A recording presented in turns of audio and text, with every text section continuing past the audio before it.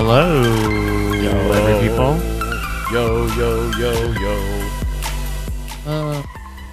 Hi, guys. Howdy. What up? Yeah. Howdy.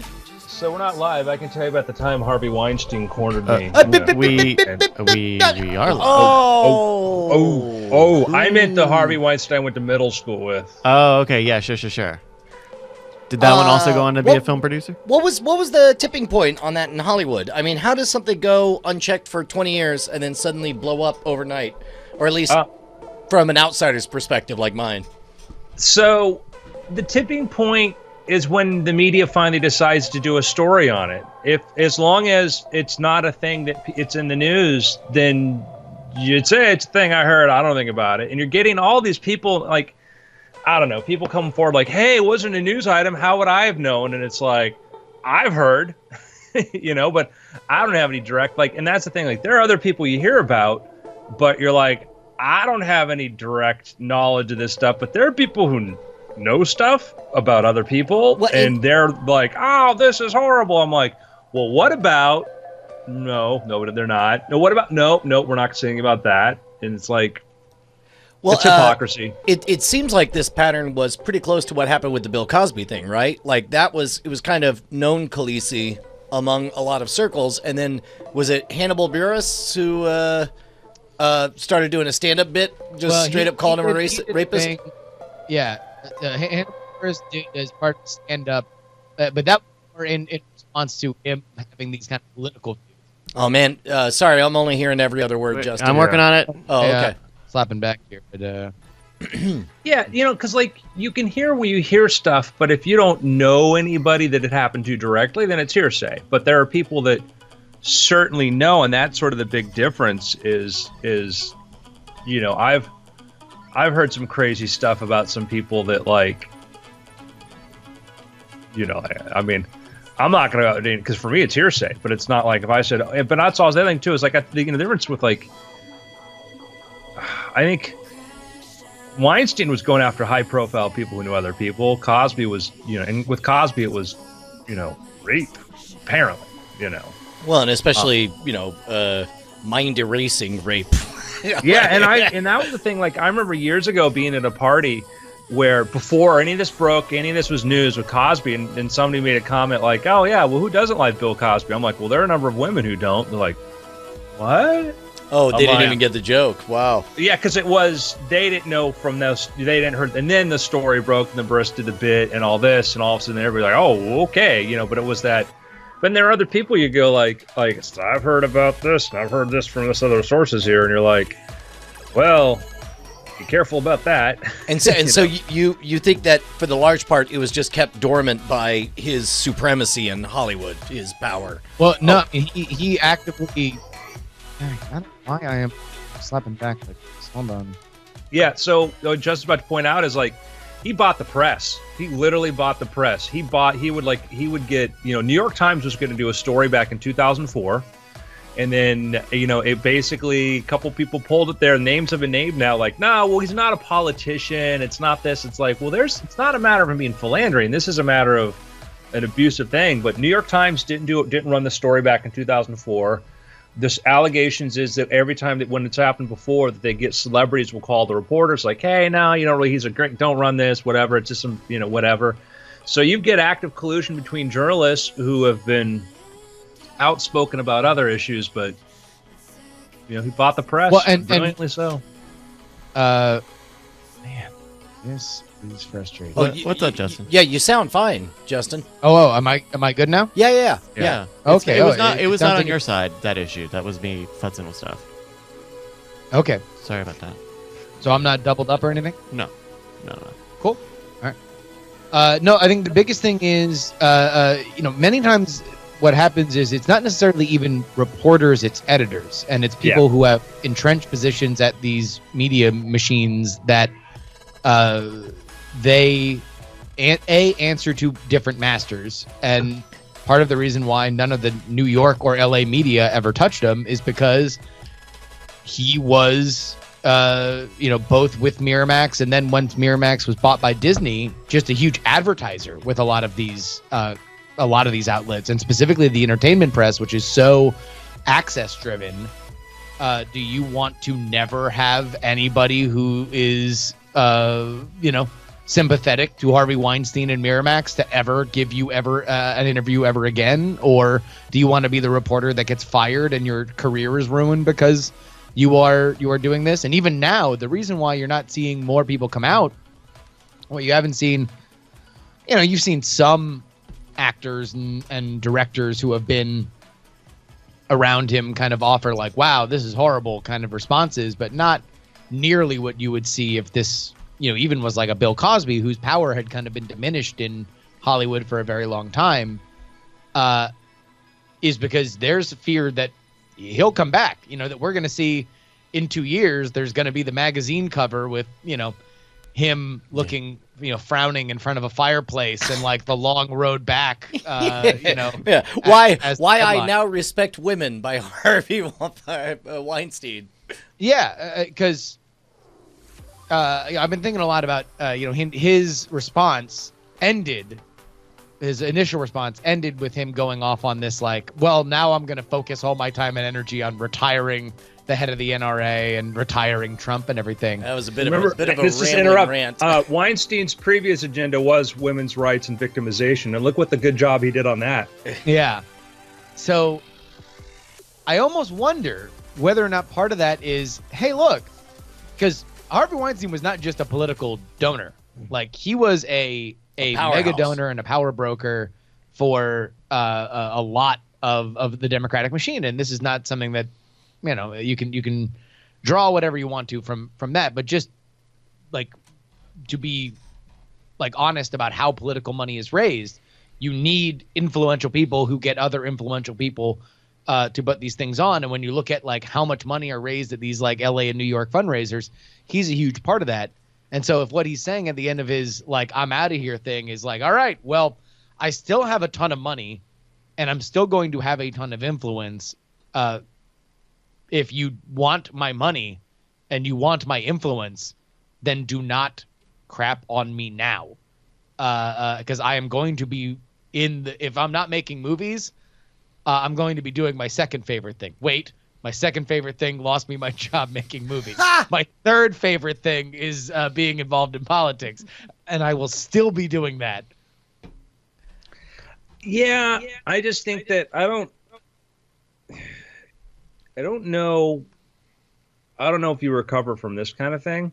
And I don't know. And so much of his part of his power was who he could get on the phone to tell you not to run the thing, who he could get into pull there, and that's, Hollywood loves it when kings get toppled, and I mean toppled, they get toppled hard, and they don't, they don't, if it depends on how it is, if it's financial, they had a bad run, it's one thing, but it's like, if it's this, I don't know. I just, it's frustrating because I've sent Justin a flurry of articles today. One of them was, an article about somebody saying, well, here's some of the reasons that people didn't talk about this. And some of them are kind of cowardly kind of approach. And this person says like, and I know a reporter who told me this producer showed him photos of a bunch of, famous women engaged in sexual positions. And it's like, well, who? If our goal is to expose these people who are preying upon women, maybe you should say, hey, I don't know if it's true or not. Especially if the subtext of your article is calling other people cowards. You don't get to hide behind that palm tree and be like, well, I saw some pictures too. I'm just saying. Certainly one thing, if you're a woman that's been victimized, I get it. Like, it's not this thing. But if you're not, if you're in a position of being, I don't know, a journalist, and you're writing about this issue and making a point about it, if you're trying to make it this town, I get it. I totally get it. But if you're in a position of power and you're like, man, I'm not. Why aren't you naming this other person? And I've had this conversation about the people who will go hint at like, oh, there's some powerful people do this. Well, are they going to continue to do this? Why aren't you warning somebody? Well, yeah. All right, so in other news, we're all going to get tiki torches. We'll meet at Hollywood and Vine, and we're going to find the real Weinstein. Yes. Mixed metaphors. That was my joke. Was that Weinstein? He's going to go after Trump, NRA, and team up with OJ to find Nicole's real killer. In other news, we have a new showbot here on Twitch. Oh, right Which is on. great. BioCow put this together. So you can still use the bang-s command to submit show titles, and it's really great. But now, if you go to nightattack.showbot.tv, you can actually vote on those show titles that have been submitted in Twitch. It used to be that they were only... Oh, just like a text file, yeah. Yeah, it only used to be chronological. Now people can actually go in and Oh, vote. look at that. Guess what? There's only one place to vote. That's right. And so we still have the IRC one, so people don't need to start panicking. But now they're both equivalent. Man, I like it. I got all the votes right now, so that means it's a good engine. Yeah. So And it also how shows- much of this show are we going to talk about Blade Runner? I Where do we put the Blade Runner 2049 discussion? I don't mind it being the most of the show. Okay, I got some topics. I got one. If it's a lot, should it maybe just be the after things? Like a long spoilery Blade Runner talk? For Yeah, after let's do that. That way, because a lot of people, hardly anybody saw it. So things? Yeah, statistically. yeah, which is a shame. Yeah, oh, for sure.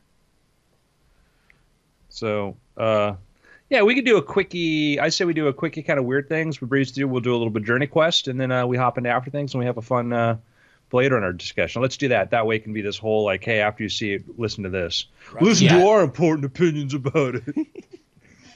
All right, cool. Hey, I paid for something for the very first time with Apple Pay. It was highly convenient, and I wondered why I haven't been using Apple Pay more. It's pretty cool. What'd you buy? Or how much do you want to say about? Was it at a convenience store? No, it was at Chick-fil-A. Okay. That's right. I gave money to homophobic chickens. Oh, I wasn't gonna Said, press That's you on right. that. Go ahead. Judge me. Judge me. No, I wasn't going to. I'm thinking about gay people when I eat this. So yeah, I'm actually in the process of integrating Apple Pay into one of my apps I've been working on. Oh, Oh, nice. right on. Yeah, I think I don't use Apple Pay very much, but every time I do, it's pretty convenient. I think I used it. The last time I used it was to buy my new iPad at the Apple Store, and they were like, "If you use Apple Pay, we'll donate $1 to the charity thing." I was like, "Yeah, all right." Yeah, to beat up people eat at Chick-fil-A. Yeah, no, I use it all the time. Well, because it's a lot of places out here. Like, Yeah. it's fairly well integrated. Yeah, it's not everywhere here.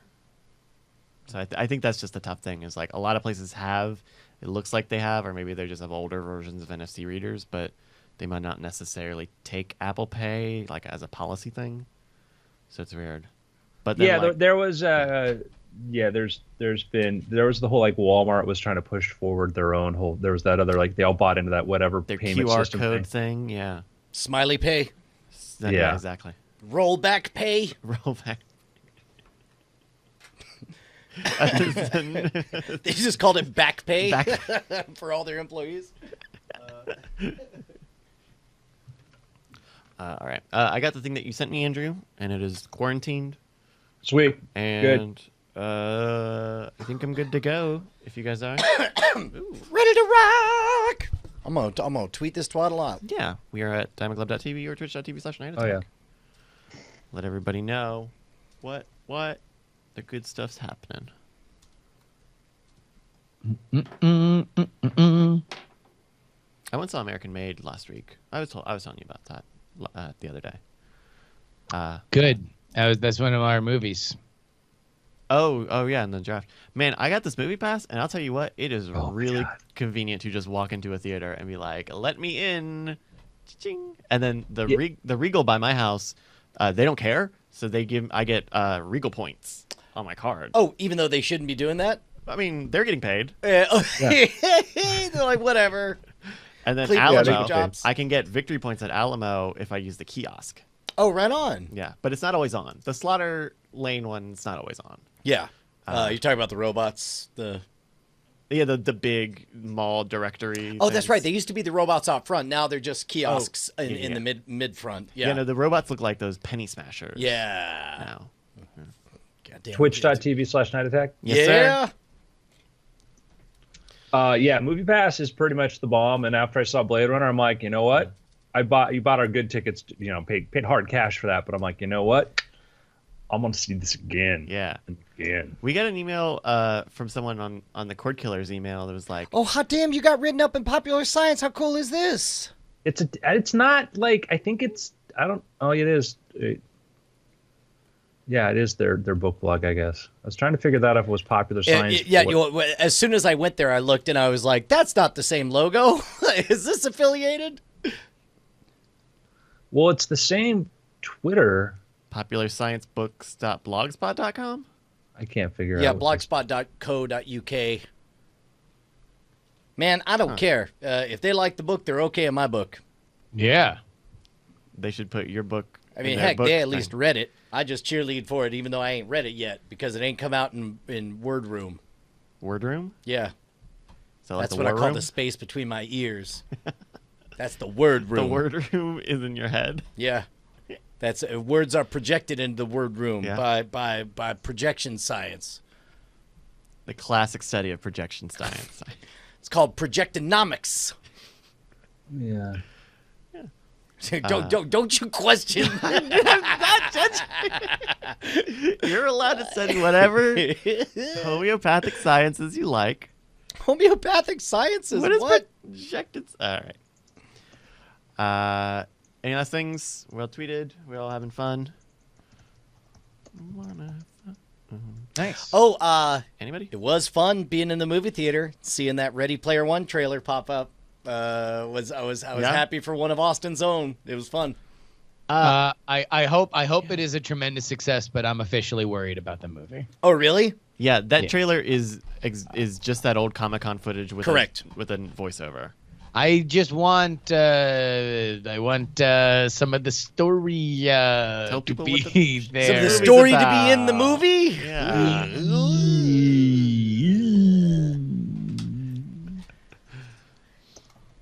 When is that coming out? Is that? Next summer. That's next summer. Oh, there's time. Yeah. There's still time. I'm surprised they're running trailers for that then. Yeah, I was too. Like, I understood the Comic-Con thing because you want to speak to the you want to wanna play get to the out base, early. right? Well, that's Yeah. the only Comic-Con you're gonna get, Yeah. right? Oh, that's Like- right. Yeah, because otherwise it's going to be out. It'll be out by then. Yeah. Yeah. Yeah, I don't know. It was just it was just weird to see that that trailer.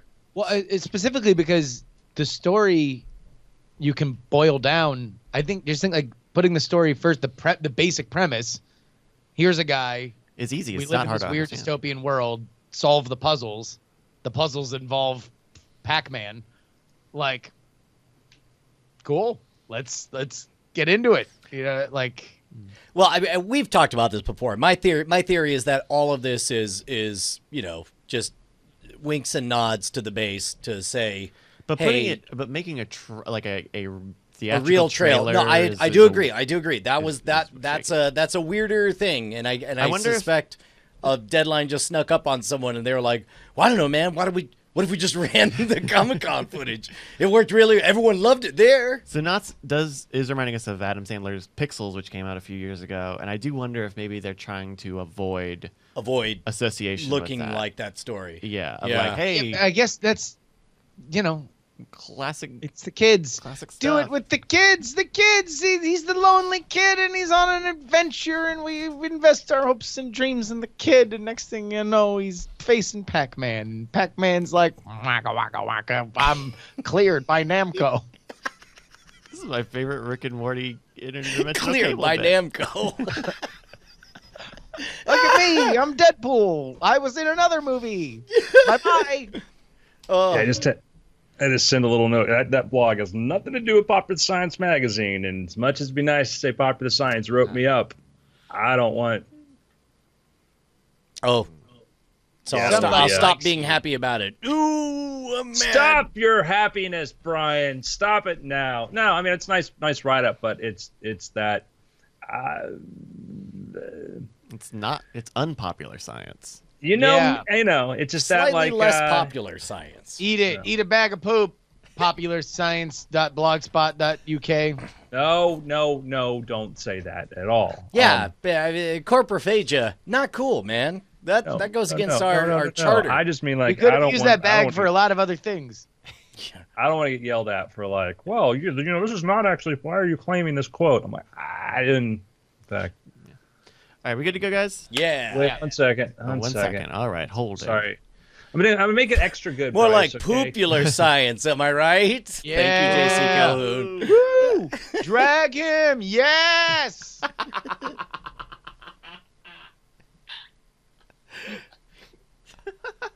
Damn it. All right. I have my guilty conscience. All right. All right, we good? All right. Take it away, Andrew, in 3, 2. Welcome to the Weird Things podcast. I'm Andrew Main, joined by Brian Brushwood, Hello, you beautiful people. Justin Robert Young. Oh, what's up, folks? Hey, why aren't we high-fiving each other, guys? Why aren't we high-fiving? We're Because not in the same city or well, I guess state, we're in the same state. or province or county or municipality. What a sad, sad day when we can land the first stage of a rocket back on Earth. And on a nobody platform. cares. And everybody's like, cares. yeah, of course. That's a thing we do now. I was thinking about that, and I wonder, today specifically, I was wondering how many people have missed that news. And the 14th Falcon 9 this year alone, and it was 17 in a row that they've landed the first stage on. And I was wondering how many people don't even know this is a thing, because there are still people I'll show this footage to, and they're like, "Is that playing backwards? I don't understand what's happening." And it's like now it's commonplace and boring, and they don't even know it's a thing. Yeah, well, and you know, get I think people who are like, it certainly says a lot about just our understanding of narratives and how things work and how we can go within 3 years from I don't think reusable rockets are possible, and there's a lot of questions, and there's a good YouTube science. video of a SpaceX critic's like, nah, it's not gonna work because NASA couldn't do it, and now he's like, oh, the BFR is not gonna work. It's like, Dude, that move in the goalposts, I'm happy to see it. That means that that's not the move of the winning team. But this is like, change is the exception, right? Like we are always going to cling to the thing that we knew before. And so what is amazing now is that the thing that we knew before is that SpaceX lands their rockets all the time. And before, we had never seen it before. And so it was therefore highly likely to be totally impossible. And anybody who said it was possible is probably going to either have egg on their face or is outwardly lying. yeah. Yep. So there you go. Boring. Just another boring news day. Hey, by the way, a bunch of airplanes landed while we're doing this. I mean, you're right. Like the idea, imagine 100 years ago, there's like the idea of a reusable aerocraft. The same craft used multiple times. What an idea. What will science think of next? Now, real quick, there has been some understandable backlash, to be sure, about the idea of using the BFR from point-to-point travel on Earth, because it is an insane idea that I want to see happen. But there has been this sort of like, wow, and like I listen, yes, we need to ask questions and stuff. And that being said, I was thinking about this because they're like, well, rockets can only take off when the weather is right. I read a great book recently about the Wright brothers. And when they were first testing out the airplane, it could only take off when the weather was really right. Ha!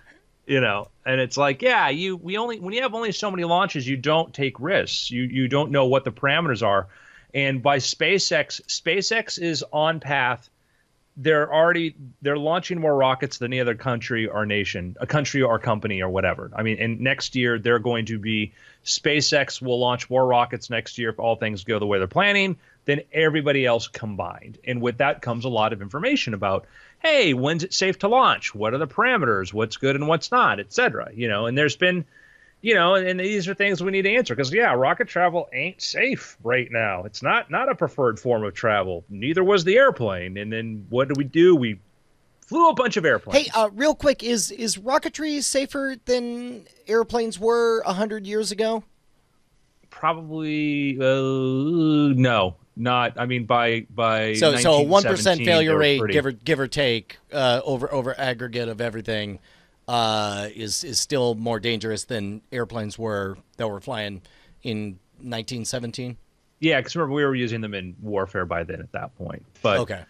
But I mean, it's that the total number of, I mean, it's that, it's hard. These things are hard to compare. But ultimately, what comes down to it is, it's just getting more launches and where we learn these things. We might find out like, yeah, you know what, this is really ridiculous. But theoretically, rockets are simpler machines than airplanes. What is the footage that we're looking at right now, Bryce? I've just seen a bunch of SpaceX things exploding. SpaceX released their greatest misses. I How think on not their to land an Instagram. orbital rocket booster. Oh, that's great. This is from a few weeks ago. I missed that.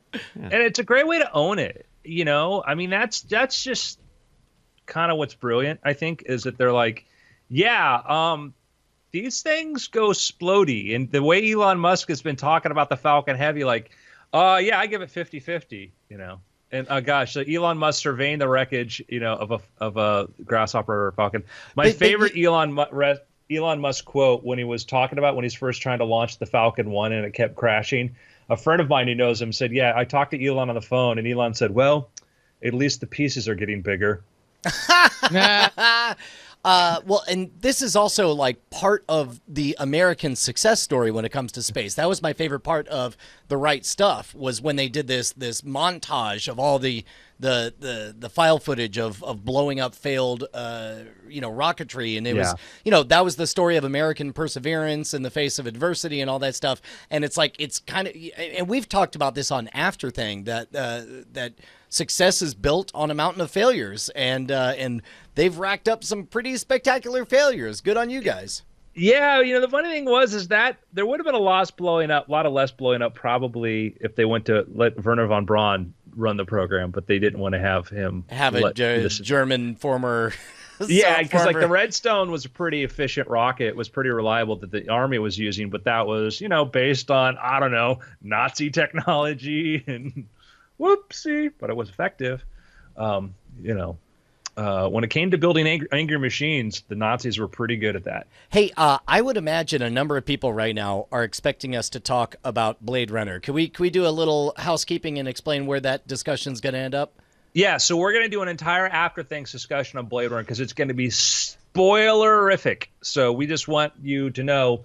Probably if you're waiting to, we'll do our maybe. I mean, right now, if we want to recommend it to tell people, see this movie. It's great. It's better good. than the original. Better than the original, and by pretty much any metric I was able to apply for it. Yeah, I'm going to give you guys one qualifier. This is the thing that would help me through. This is not a spoiler.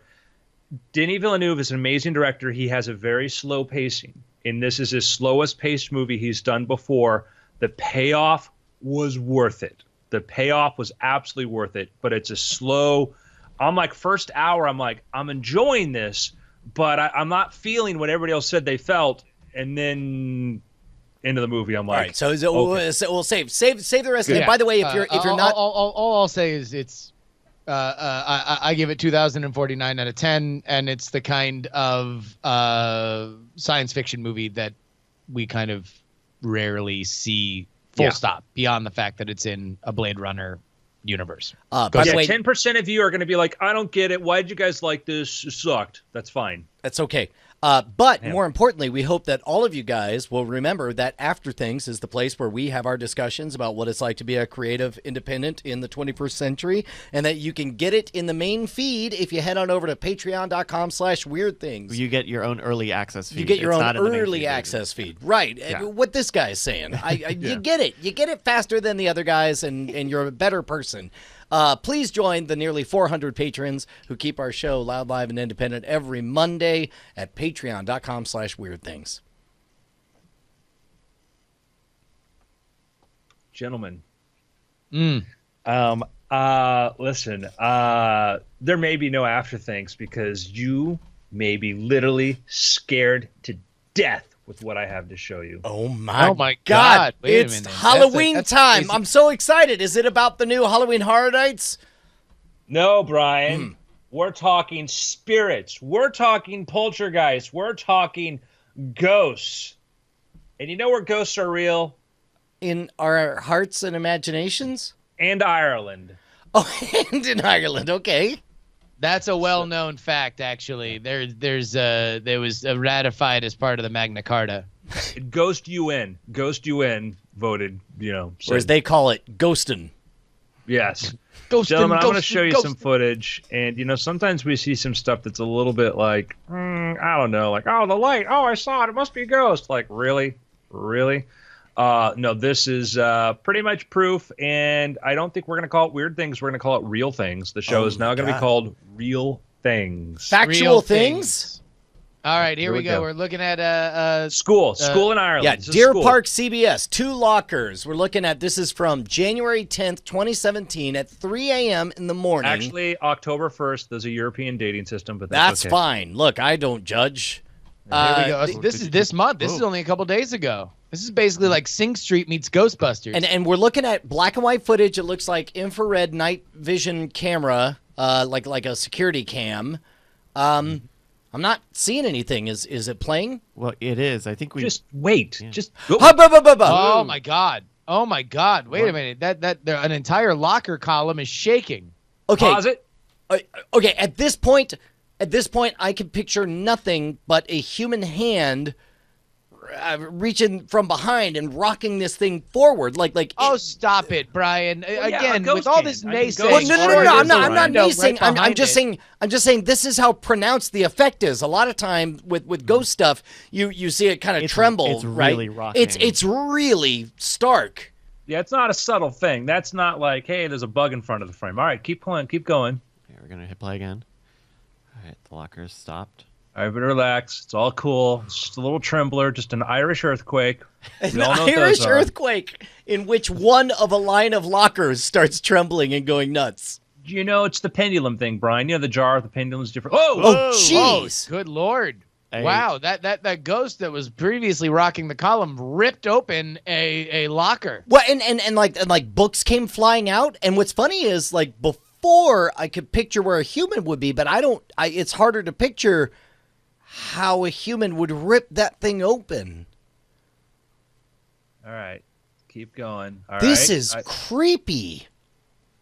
Uh-huh. So, okay, so we've had one rocker start locking, or locker start rocking. You And sound like me on Periscope. we've I had, have states like Montana. we've had another one just Whoa. burst open. Whoa, Uh-oh. whoa! Hold on, that was Got some. back. Oh, that was the beware of wet floors thing kicked right the hell over. Okay. Wow. This is Wow. becoming increasingly compelling footage. At first, I thought, are we done? Is there more? I think that's that's it. I mean, I don't. It's I as mean, far as not. can get. I got I too mean, look. scared. That was a satisfying finale. I'm not arguing the theatricality of what I just saw. It was amazing. So there's also we missed it in the beginning, but there's one of these fire doors in the back swings open and shut a couple of times really quickly. Here, I can scud it back a bit. yeah. So Oh, there it is. somebody's entering the hallway. Okay, so in magic, there's a principle that magicians call the too perfect principle, where where if an effect is too good, it immediately triggers the everybody must be play acting. There's no way this was a really randomly thought of card. This triggers my too perfect instinct and instantly takes me to the land of total hoax territory, but brilliantly crafted if it is. I don't, or it could be a legitimate ghost. Well, all right, Brian, thank you for staking out the daring territory of this could be fake or real. Hey man, look, some of us is dialed in on how to play weird things. It's called covering the spread. I only lose if I hit 00. So what's known Justin? about this? What's the story here? Well, it's a school in Ireland, and this is footage. This has been causing a ton of controversy on Facebook, YouTube, elsewhere, as people look at it and keeping creeping people out. Now, it should be noted that they have an annual Halloween festival. coming Mhm. up in a few weeks. Totally coincidental. Sure. Totally Well, coincidental. this is- What you don't understand, Andrew, is this is the time when the membrane between our world and the spirit world is at its thinnest. The October month, as staked out by the pagans before us. Or as the poet himself once said, "Darkness crawls across the land. The midnight hour is close at hand." So To here's what it says. terrorize y'all's neighborhood. Y'all. On the page where they posted it, the school spokesperson joked, "We're such a great school, even the afterlife are signing up." I mean, first of all, that is the way a bureaucrat would brag if they had extra signatures from the undead. That would be a great way to unlock some new budgetary opportunities. Yeah. So I watched this and I'm like, that's really amazing. It's great footage. Why did this end up here? What's the story behind this? And this is clear to me. It's like, well, somebody's doing it. But you're like, what's the motive? And they're like, well, we have a Halloween festival. Yeah. Just saying. Well, I mean that being said, as this kind of stuff goes, the most impressive thing that's done is the locker popping open by itself. Like That's a everything good else one. is there's a window right behind the column that rocks. The door in the back, you can barely even see it. You mostly just see the motion, so you can have some kind of gimmick there. And the little the caution when wet sign, you could just yank that from underneath, and that would Yeah, or maybe some kind of fishing wire or something like that. Or even like a video effect of masking But stuff out.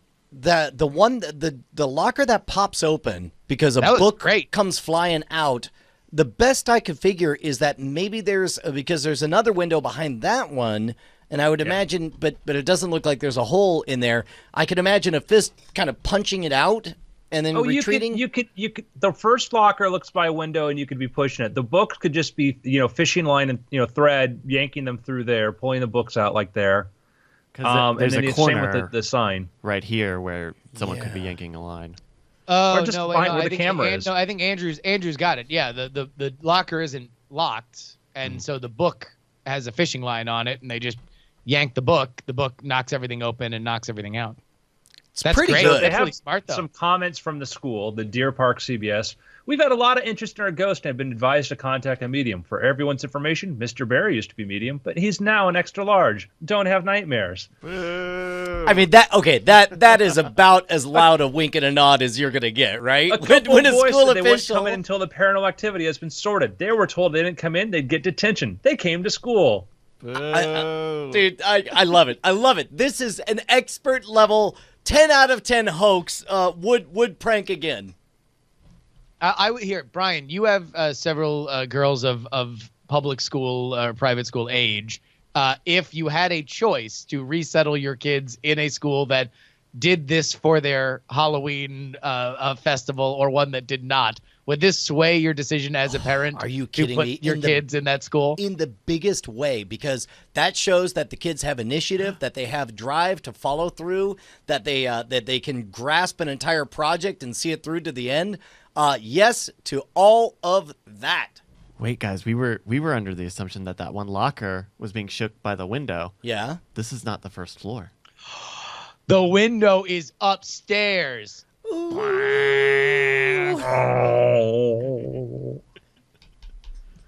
Gentlemen,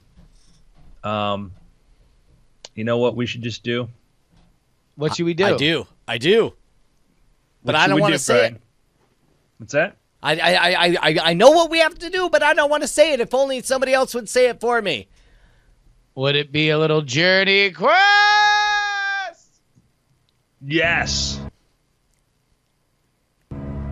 Previously on Journey quest. You seem like a weary traveler on an adventure who could use some help. Other white meat. Other white. I coat my baseball bat in oil and I dip it into the flame. I say, "Let's do this." What's it say? Grand Prix Racerama go-kart track.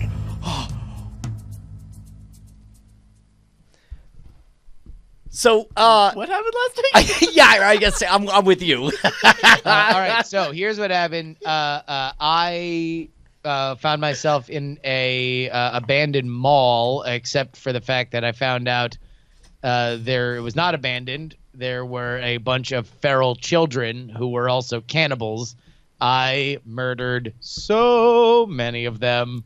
Then Brian wound up making friends with a clan of chimpanzees. That's right. Only to find a go-kart track where they were wasting the very precious resource of gasoline in this desolate jungle by going around and around the go-kart track. For the record, we had a fantastic time. I think it was good team building exercise, and that's why we're driving into the abandoned shopping mall as one unit, is because we have that one unit force.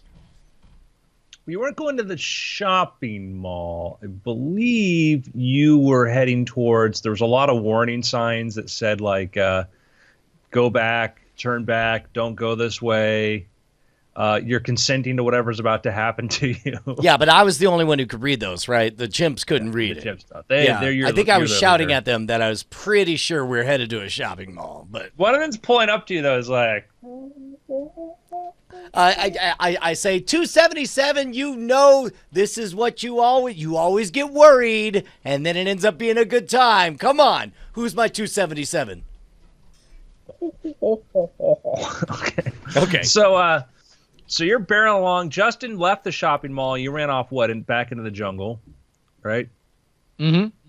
So Brian's hurtling towards somewhere, some sort of town that says, I don't know, was it BDSM town or something like that? You know what? It sounds as reasonable as anything else in this scenario. Well, Brian, the road curves. You go over the hill and you're out of the jungle. Wait. Now.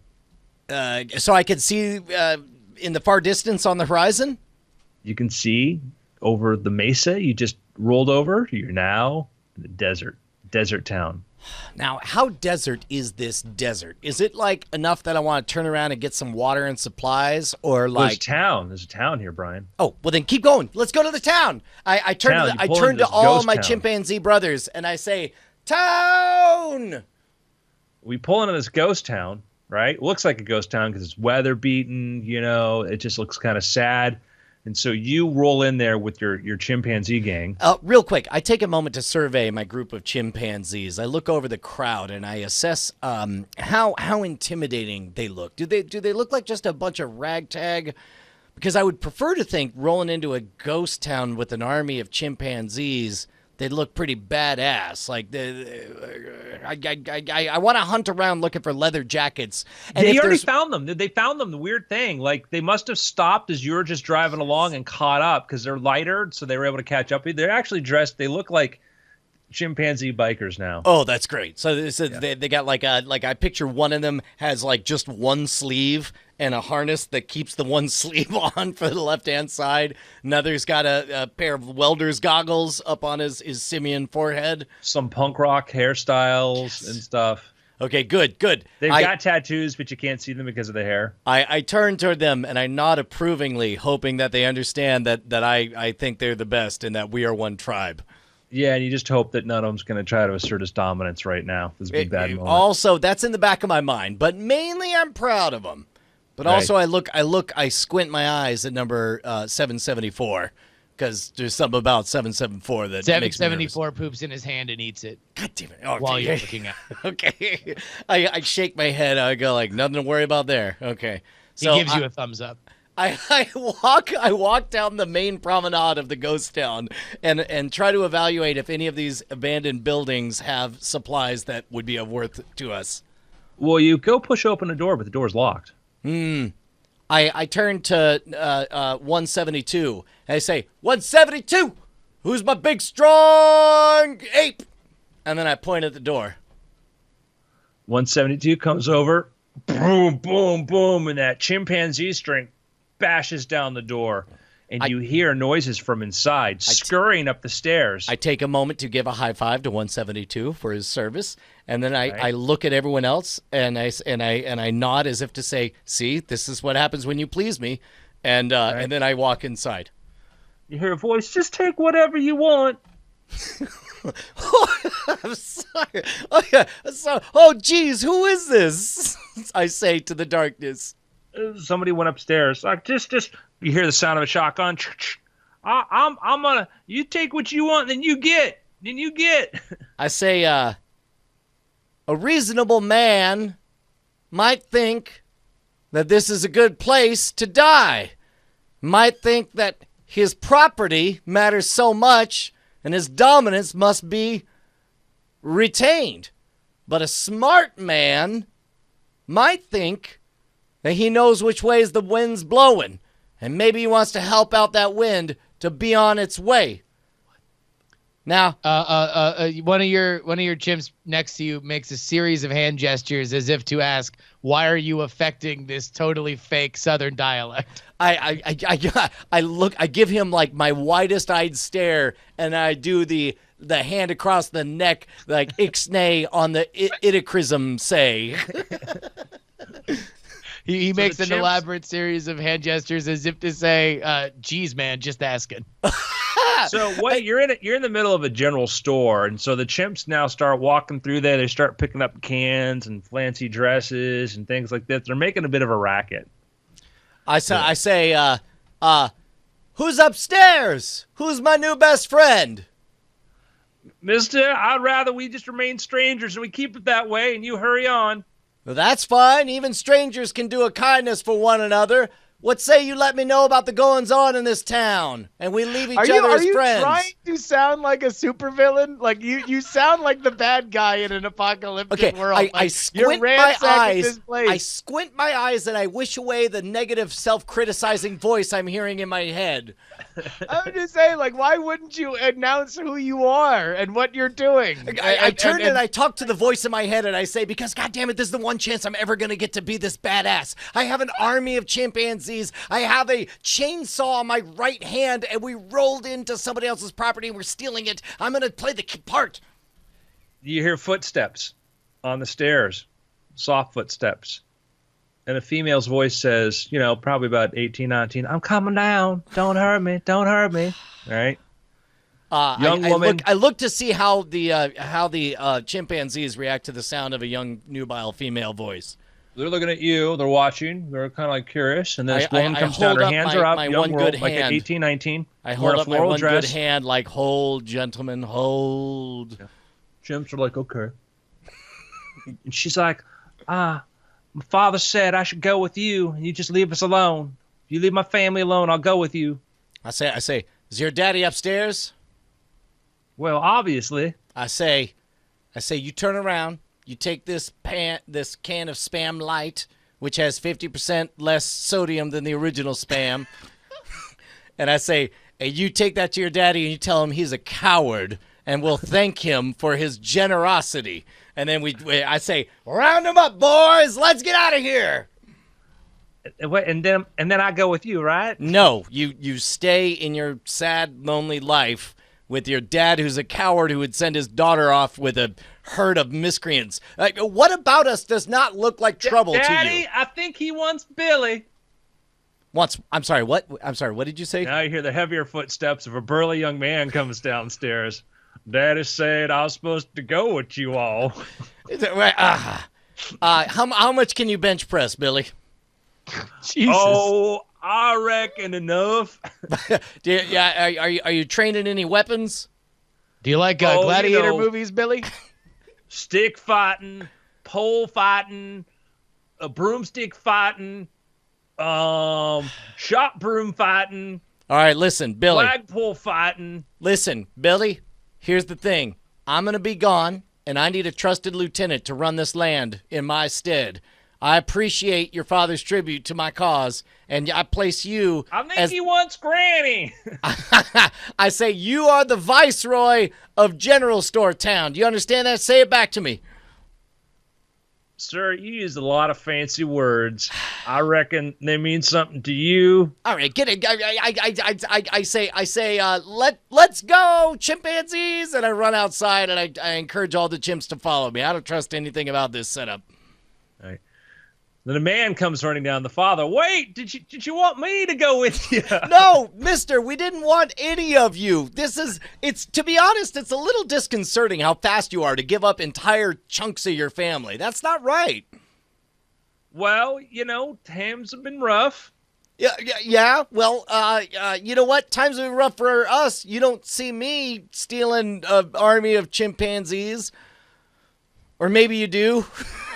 Yeah, the chimps have carried off half the general store in their arms right now. I say, listen. I know we've taken a lot of your valuable commodities at this time, and I know times are rough, but I'm going to give you a secret that has immeasurable power and value.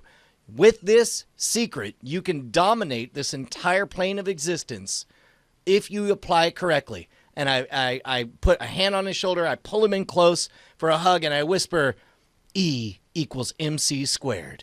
And I look him right in the eye and I say, you're welcome. And then I say, let's go, boys. What? I'm assuming he's a benighted person who doesn't understand the core mechanics of what makes for both atomic power and a nuclear bomb, depending on how he decides to implement it in his society.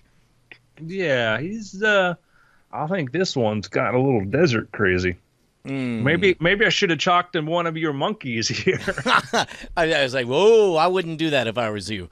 I mean, is there something you want to tell me about the desert before we leave you, never to be seen again? Well, the mayor wants to talk to you. The mayor. The mayor's got a proposal for you. Mayor wants a proposal for you, but first you need to talk to your chimpanzees and maybe keep him from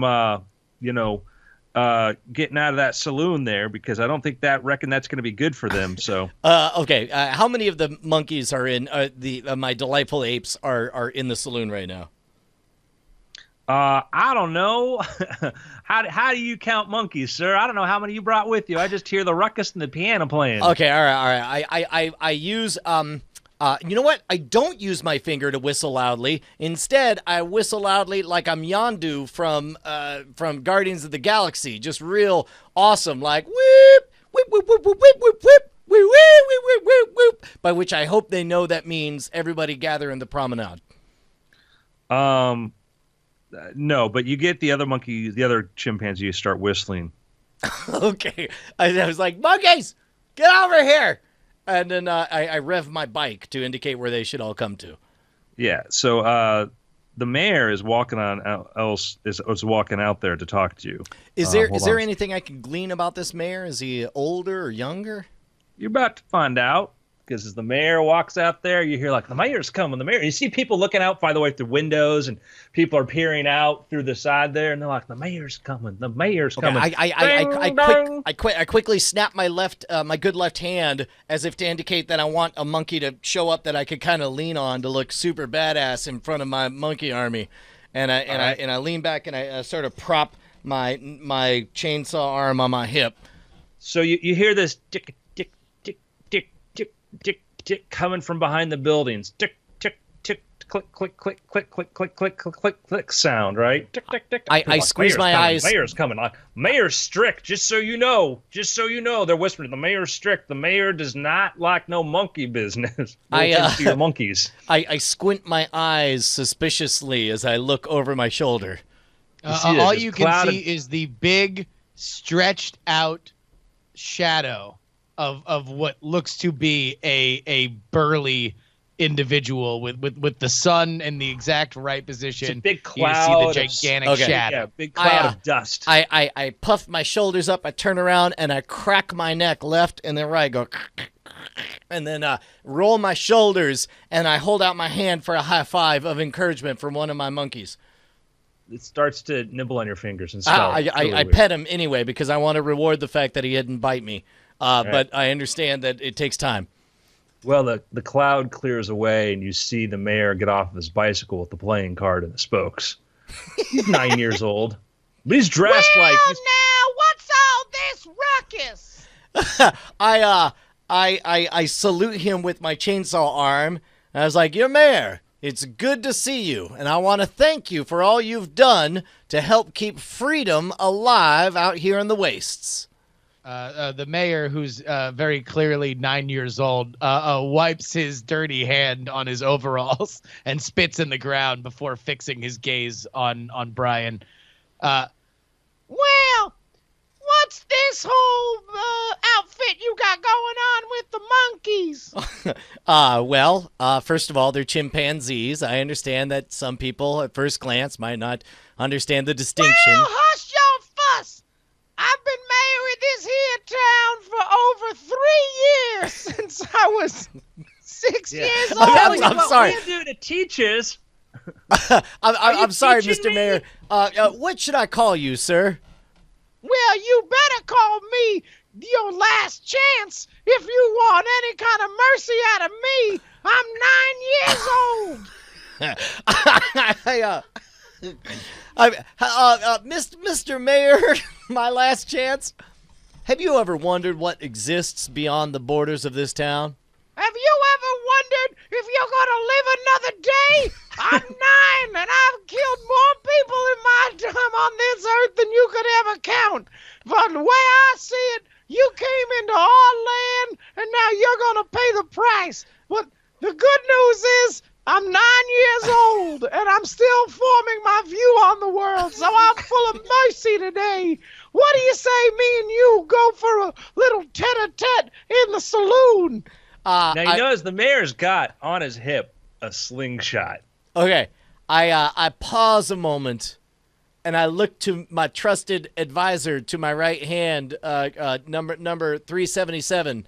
No, 322. Sorry, 377. 322. I look at him to see if he thinks this is a good idea or not. He poops in picks his his hand. nose. And Okay. I nod as if that's a secret code between the two of us to say this guy's probably okay. And I say, I reckon we can palaver. And I start sauntering on over to the saloon. The mayor takes his seat at a table at the saloon with his feet dangling from the chair because he's too small. He's like scooting his chair up by like doing the hop. So he's like hopping his way, like so he's closer to the table. As if this is the most normal and coolest way for a mayor to act, with my good left hand, I point at him in a finger gun and I go, Sarsaparilla? Actually, my favorite is the bartender comes over with a glass of milk, pours in some chocolate powder, and a bit of scotch. Oh, I was like, oh, damn. I said, I'll have what he's having. The mayor puts his feet up on the table, which tilts him comically far back, so his face is almost under your field of view. I say, Mr. Mayor, it seems to me like times can be tough in a wayward outpost such as your own. Seems like you might appreciate a good deal of supplies coming into this town. Well, you're not whistling Dixie. Sorry for all the big talk out there. You gotta understand, times are rough these days. We got a lot of people coming in and out. We've lost over 20% of our population because of this one cowardly family that runs the general store, constantly giving away their family members. Don't I know it, man? Hey, listen. Our goal is to open up all of this to free trade, and I want to make sure once that river of commerce starts flowing through this town, you get your fair share. What's the name of this little town, by the way? Well, we've been thinking about renaming it. In fact, we were thinking the name Bryantown. Oh, man. Why would you pick that name? Well, I'm glad you asked. It's named after the wise man who decided to come to our town and protect us from all the other marauders, giving up his life of adventure so he might make sure that all the people in his town's namesake were safe forever.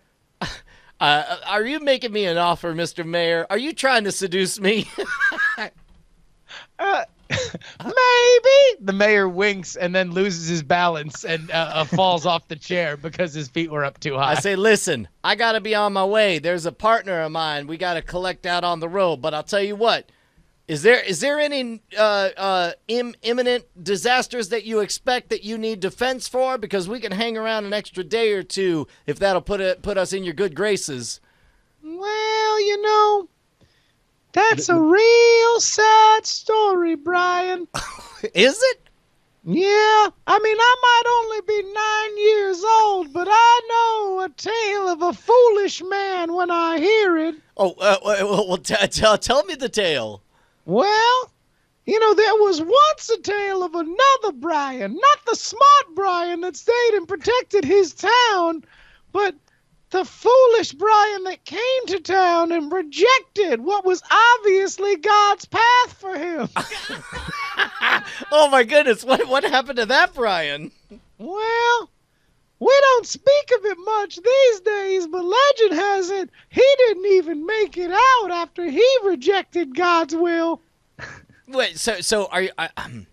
I mean, one might be inclined to assume that you were saying that I had a choice, that I was at a crossroads, that I could either stay here in servitude to the city forever or be killed. Well, that would be a little heavy-handed, don't you think? I'm just telling you stories. But I will tell you this. You could follow the path of the righteous Brian, who protects those around him and is truly his brother's keeper. Or you could take the path of the cowardly Brian, who was smote almost immediately upon getting up from that saloon chair you're sitting in right now. I say, why don't we meet in the middle? It's late in the day anyway. We got to be heading out first thing morning light. We'll protect you like the best you'd never seen for the next 16 hours, and then we'll see where we go from there. And then assuming it's done, I nod. And then I slam the rest of my chocolate milk and whiskey, and then also I grab the bottle of whiskey, and on my way out as I back through the Batwing doors. Well, hold on for a second. Oh, I'm sorry, what? The 9-year-old mayor scoots out from his chair to start doing a dramatic monologue in which he's walking toward the bar and sitting down and pouring himself another chocolate milk and scotch. I'm also very slowly, step by step, backing away towards until my butt feels the Batwing doors behind me. You know what they say, Brian? We come into this world alone and we leave it alone. Because it doesn't matter who we have around us. At the end of the day, we are only making decisions for ourselves. See, you could leave, and you could take your chimpanzee army, but that would be assuming that you have a chimpanzee army, and that our surplus of bananas that we have in the general store that we keep locked away for just such an occasion couldn't be deployed, therefore rendering your chimpanzee army ours, and we could turn them against you. He Not pours understanding. his scotch into his chocolate milk. Not understanding what he says, I turned. I was like, "Well, that's just silly." 277, get over here, muscle down this mare. 277 is outside, found a rope swing, is eating a banana and playing with some children from the town, from the general store. There are a lot of them upstairs. I say 143, 143, get over here. 143 is rolling over, having discovered banana-flavored daiquiris. I say, knowing when I've been bested, I take a long draw off of that whiskey. And then another long draw off that whiskey, and then I look at him expectantly, like I have something poignant to say. But instead, I take a third long draw off of that whiskey. And I say, "Well, I guess we are at an impasse, Your Honor." And I say, "We the Brushwood Street regulars are at your disposal." The 9-year-old takes a good look at Brian as he takes not one, not two, not three, but 4 long draws off his drink so as to show dominance, and says, Well, I'm glad you finally took your cue from the Lord. And then, He drinks it down and says, "Now I've got a proposal for you." I was like, First I'm to listening. nap time, and he lays his head down and he takes a nap because he's drunk. Okay, realizing that my army is compromised and that now might be my best chance to get on the road, I gather what supplies I can, and to anyone who asks, I say, me and the Brian, mayor. you're about to do that, but then you realize there's a red dot on your forehead. I try to really hard to rub the red dot off my forehead. I say, not again. Mm-mm. Oh, it doesn't, huh? No, it's a laser dot. I breathe a big sigh. I grab a couple shotguns. I go up to the second story of the saloon. I take my watch and I set 4 bottles of whiskey by my side as I get ready to protect this town, my town, which I am choosing of my own volition to love and stay here forever because I respect their leader. So, Bryantown.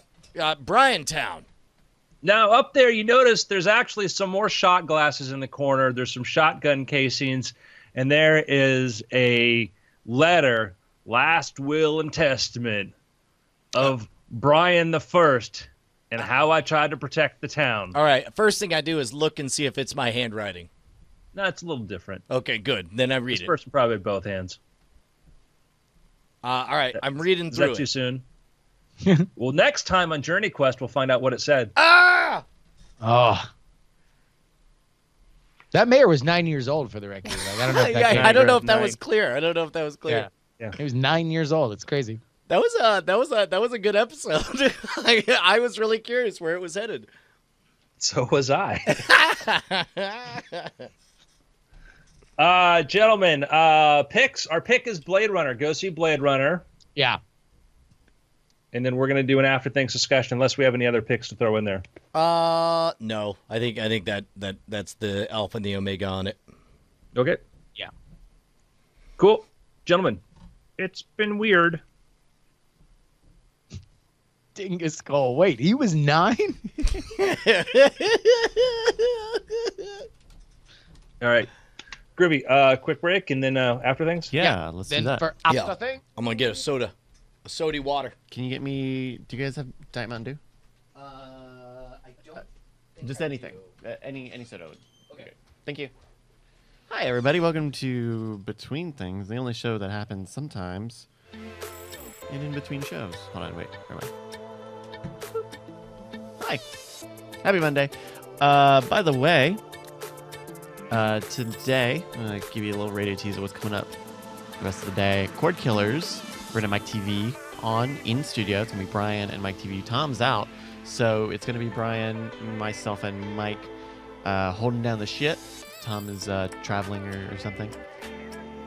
And then Tuesday, we'd have to do a final confirmation, but we're going to have Jack Danger from Twitch. He's a big pinball streamer on Twitch on Night Attack tomorrow evening. So that'll be a lot of fun. And yeah, it's gonna be good. It's gonna be a good time, and we're looking forward to it. I'm excited to talk about Blade Runner 2049 because it is a very good movie. So we're gonna do, if you missed earlier, we are going to do After Things is just going to be talking about Blade Runner 2049. It will be completely spoiler filled. So if you have not seen it yet, you're gonna want to maybe just click the button. But definitely come back after you've seen it and listen to the discussion, because I think there's a lot of good stuff to talk about in Blade Runner 2049. And so please at least check it out. Come back once you've seen it. It'll be in the After Things feed, and also be on patreon.com/weirdthings. So that's that. So I'm super excited to have Have Alex Jack Danger. or Jack? Yeah, I keep thinking his name is Alex Danger, which is not even right. So I only know him as I knew him. I met him at the Twitch hosting thing that I went to, Oh yeah. and he does a great pinball channel called Dead Flip, and it is super rad. I mean, he really is kind of a pioneer of that whole thing. He actually he built this whole rig, like 5 cameras. Yeah, his pinball setup is really, it's really something. Like, Yeah. you got like this perfect over the top down shot, and then the one I saw the other day. It's funny because he was telling me he had That's this. For a V8, if you're feeling like an old man. Sorry, I cut you off, Justin. He had this sponsored gig at San Diego Comic-Con for the new Star Wars pinball machine. Oh, cool. The problem is that because of where they were shooting, I forget if it was Comic-Con or the sponsor or the venue, somebody had made the decree that there could only be approved people on the stream. Oh no. And he was set to stream for like 10 hours a day. Yeah. So basically, he just played this pinball machine by himself for 10 hours. Like, it was a ridiculous shit. Are you guys talking about Carboni or? No. This is Jack Danger. He's going to be on Night Attack tomorrow. Oh, right on. Right on. And like when I say he's good at pinball, that dude, like, I watched him at the night after we did this hosting thing. We went out to this bar, and so he starts playing this Simpsons pinball machine, and he gets through the part where the machine is if you play so long and you beat everything, the machine starts flipping, like the left controls the right and the right controls the left, so as to basically kick you off the machine to like disorient you to the point where you have to like do that. And he like powered through that. He like flipped his arms and was like playing the game cross-armed, and that was just like him screwing around at a bar, like not showing off for the thing. It was cool. Would you say he's a pinball wizard? Many might say he. Although but I mean, there not has deaf, to be dumb, a nor twist, blind. right? It can't be that simple. Yeah. How do you think he does it? I don't know. What makes him so good? Oh, that's right. This is built in. Ain't got no distractions. Yeah. Can't hear no buzzes and bells. Don't see no lights a flashing. Plays by sense of smell. Always get the replay. Never seen Phil. That deaf, dumb, and blind kid. Hey. Hi. By the way, Hey. apparently McDonald's caved, and now they will re-release the Szechuan sauce. Boy, what a poison pill they swallowed, man. Oh man. It was, man. I talked about it on my Periscope. Like that was a flustercuck. That was a hey everybody, we know you this exciting fan base. We know you really love this thing. You like this thing? We're gonna do a thing related to this thing, but we're only gonna send 20 per store. Not tell you that, or not send them to the stores at all, and tell you they're available at 2, but maybe we'll give them out at 11. Well, and also they, I think on the social media stuff they were kind of they were pretty loose about it. But I found or I heard about a press release that they put out because this was happening at the same time as they put out their new chicken tenders, I guess. Yeah, those came. I had those. And so the press release for the chicken tenders is like, hey, we're also going to have a new sauce and posters. And I think they have like posters for like their regular condiments too, but it happened to be like on the same day that this Szechuan sauce is coming out, and the poster looks like Rick and Morty, but it definitely doesn't ever say Rick and Morty on it. Yeah.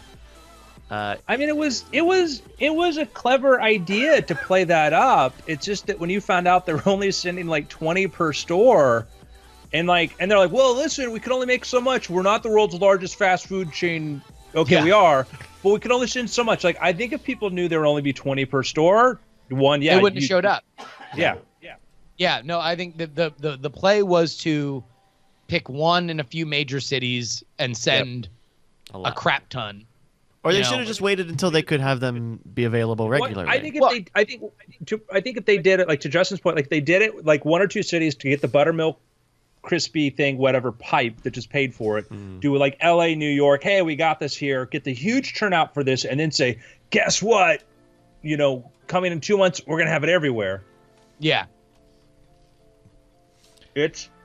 Well, that's also. I mean, that's the nature of trying to handle a snake that you don't know how to charm. You know, it's like the whole reason, you know, they had opportunity knock on their door with this, you know, this bit and this setup, as if that really was going to be the quest of the entire season or whatever. And then they did the smart thing, which was to roll with it, but they did the less smart thing, which is to insufficiently supply all actors in it.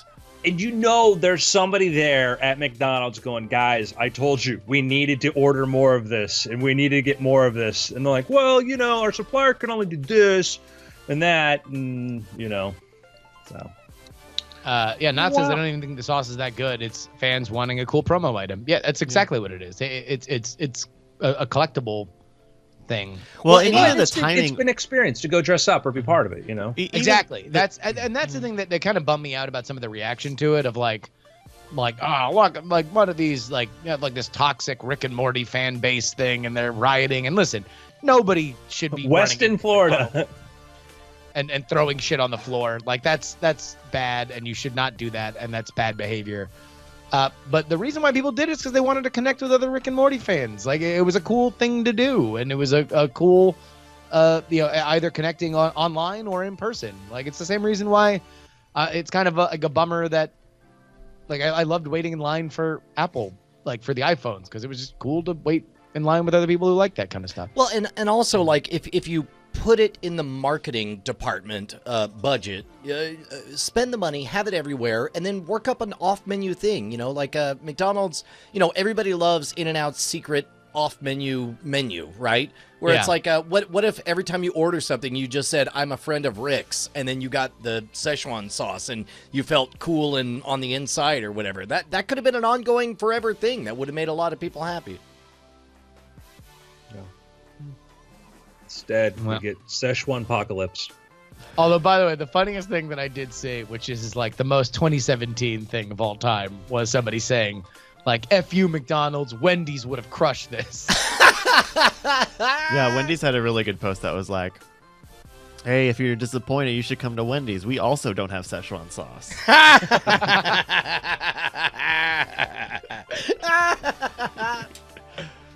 That's great.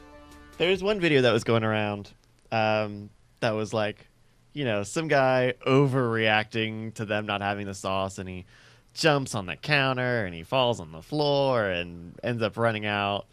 And it's like that. It's someone who's clearly like hamming it up because he knows his buddy is recording it or whatever. That took all the fun out of it. But it's like people are also attributing that to bad. I mean, it's still like being an idiot, but it's deciding to be an idiot and not. Hey being able to man, I control once it. saw some Mortys push an old lady. All Mortys are bad. I will say this: this did show to me that there is a building a backlash to fandom of Rick and Morty, because there were all too many people that wanted to write their hot takes about, like, this is what happens. You know, these people think that Rick Sanchez is a role model and yada, yada, yada. And it just shows a certain type of personality. There is. Wait, so you're saying, like, in the vein of. There's a lot of people that want to pop that bubble. That's a different angle, because I had heard the angle where people are like, oh, Rick and Morty fans are super annoying because they all feel the need to over-explain to you why you don't get Rick and Morty the way they do. But I hadn't heard about it in terms of the, you know, Bart Simpson underachiever T-shirt, you know, like let's say this is a bad role model type thing. Well, it's kind of it's the. I would be curious to see how it reacts different than the like, the South Park fan backlash of like, oh, people who get all their political opinions from South Park are annoying and stupid, and therefore that reflects. Yeah. Like, so. You know, we'll see. I don't know. I mean, that's more of a media kind of story, but that's the stories I love. Yeah. This drink is good. Was this at HEB? I believe so. All right, let's get into this blade running. All right. Take it away, Andrew, in 3, 2. Welcome to After Things. I'm Andrew Main, joined by Brian Brushwood. He say you, Braid Runner. That's not racist. I'm quoting verbatim. Yeah, totally different. And speaking of racist things that aren't racist, Justin Robert Young. Hey, I disavow Brian for saying that racist thing. So just a heads up for those of you who didn't get the warning, this is going to be a very, very spoil-filled episode as we talk about the movie Blade Runner 2049. If you've not seen this movie, far be it for me to tell you what to do with your life. Go see Blade Runner. The BioCow in the chat says, no spoilers, please. Yeah, not going to happen. Sorry. Yeah, Bad sorry. news. Yeah, no, it's, see where it says now spoilerin in the, Yeah. right there. So, gentlemen, It's a good Blade movie, Runner guys. 2049 came out this weekend, and it had, we'll call it a tepid box office response, but the critical reaction to it has been quite good, exceptional. It's directed by Denis Villeneuve, who did Sicario and Arrival and a few other, notable movies. He is one of my favorite directors. After Arrival and Sicario, I'm like, I'm more excited to, see what this guy's doing next. And he's been attached to doing Dune, et cetera, whatnot. So we've all seen it. What are our reactions? Can we start by setting a baseline on how we feel about the first movie? Because, spoiler alert, I think this second movie is better by just about any measure I could put to it than the first movie. I think, except for groundbreaking. The first movie was groundbreaking, and the second one very much follows in the same vein. But in terms of the electricity of the plot flow, of the pacing, even though it was a very, very long, very, very relaxed, a languid journey, this meditation on what it means to be a creative artifact in an increasingly post-human civilization. I thought all of it just kept me alive and interested the Gambling entire Man way says, through. "You're way off your baseline, Brian." Yeah, yeah. Seen Fair the enough. movie. But I mean, I am fond of the world of the first one, but the first one, I fell asleep during a lot. Well, People so are you like, said by any metric that you compared the two, what were some of the metrics you were comparing them by? pacing, quality of special effects, details on the world created around it. I loved the fact that in this universe, Pan Am still exists. And the Soviet Union, the USSR, still exists and is spending money on propaganda in And Atari is finally back again. and they're spending money for propaganda in a version of Los Angeles in which it snows.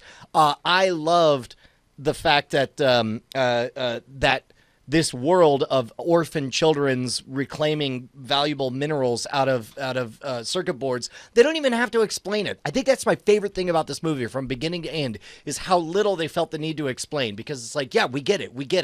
Even the bizarre three-way between an artificially intelligent hollow projection, a hired calling girl, and a robot man detective. I bought all of it, and I loved all of it. It was just wonderful. I loved it. So let's just talk about the first one first. Because there have been many versions of the original Blade Runner, Yeah. right? And that is the discussion. Should you see it with narration, without narration? And I have a very, very, very strong opinion about that. What was the first version you saw, Brian? It would have been whatever was on HBO, so probably the theatrical version, and then. In the early days of DVDs, Blade Runner was sort of the quintessential show it off to your friends, look at how good this looks, and, that's real widescreen, even though it's standard definition because it's the late 90s. Whenever I watched it in those days when I knew I was supposed to love it, I loved the visuals, the music was dreamlike and all that stuff, fell asleep every time. And I watched all the different versions and fell asleep to all of them. This one was able to hit that same flavor, but with an electricity that just kept me riveted the entire time.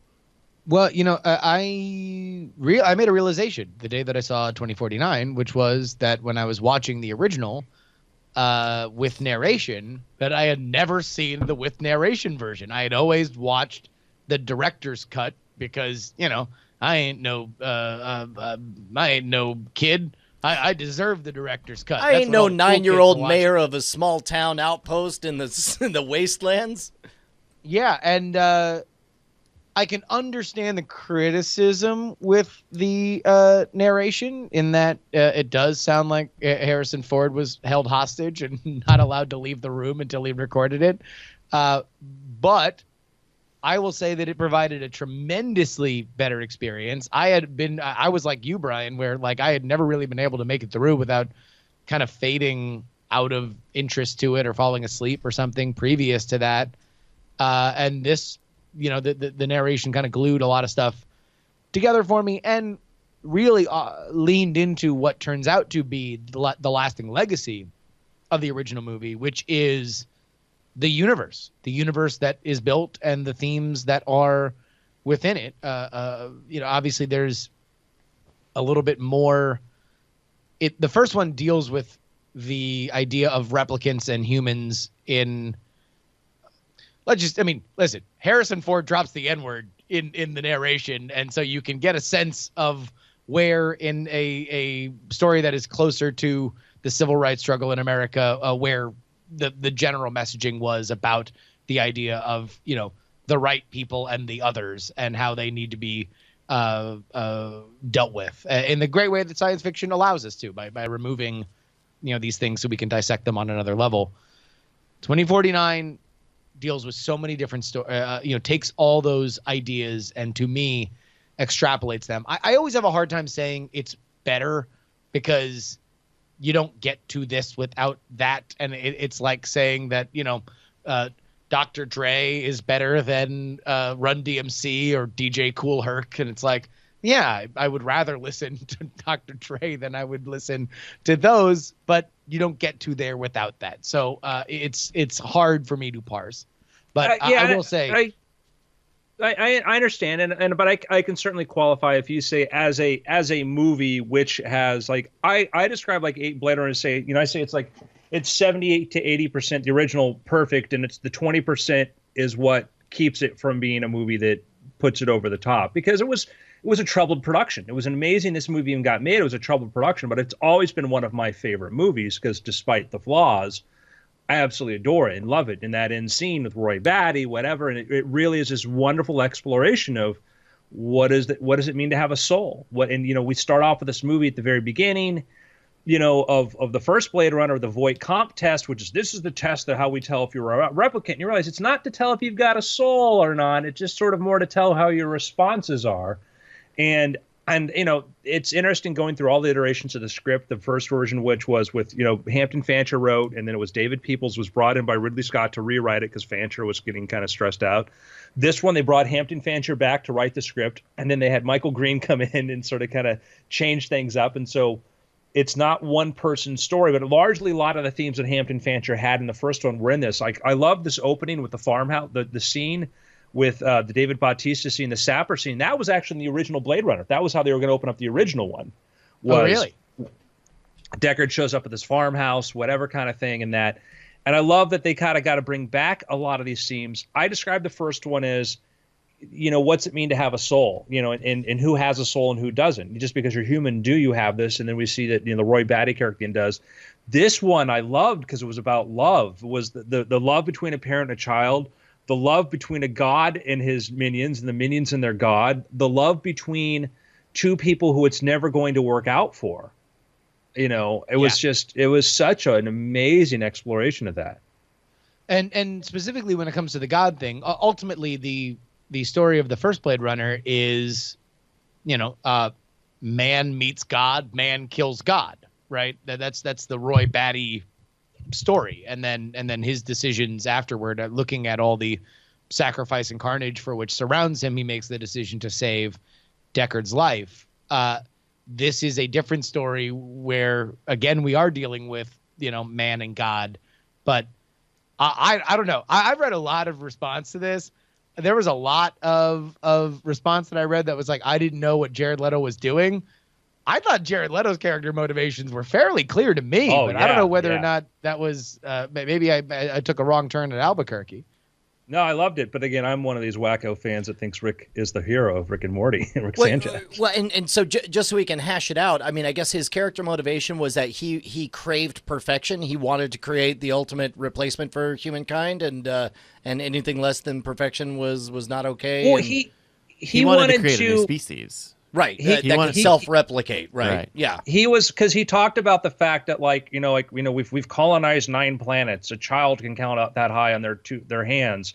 We should be trillions and trillions and trillions. And he saw his manifest destiny of populating the entire galaxy with whatever he could. And that's what I love about this story, is the bigger story isn't even on Earth. And this is just a small part of the story where we're dealing with the aftermath. I loved, that idea that, we're seeing the smallest part of that story in a sense. And then I loved where, they kidnap Decker, like, where we're going. Oh, we're going home. And I'm like, here's my hope. This movie is not really performing that well. I think the property is amazing, and I would love, love, love to see a TV series set in this universe. 110%. I'd absolutely love it. I mean, to me, the Off-world, motivation of what's that?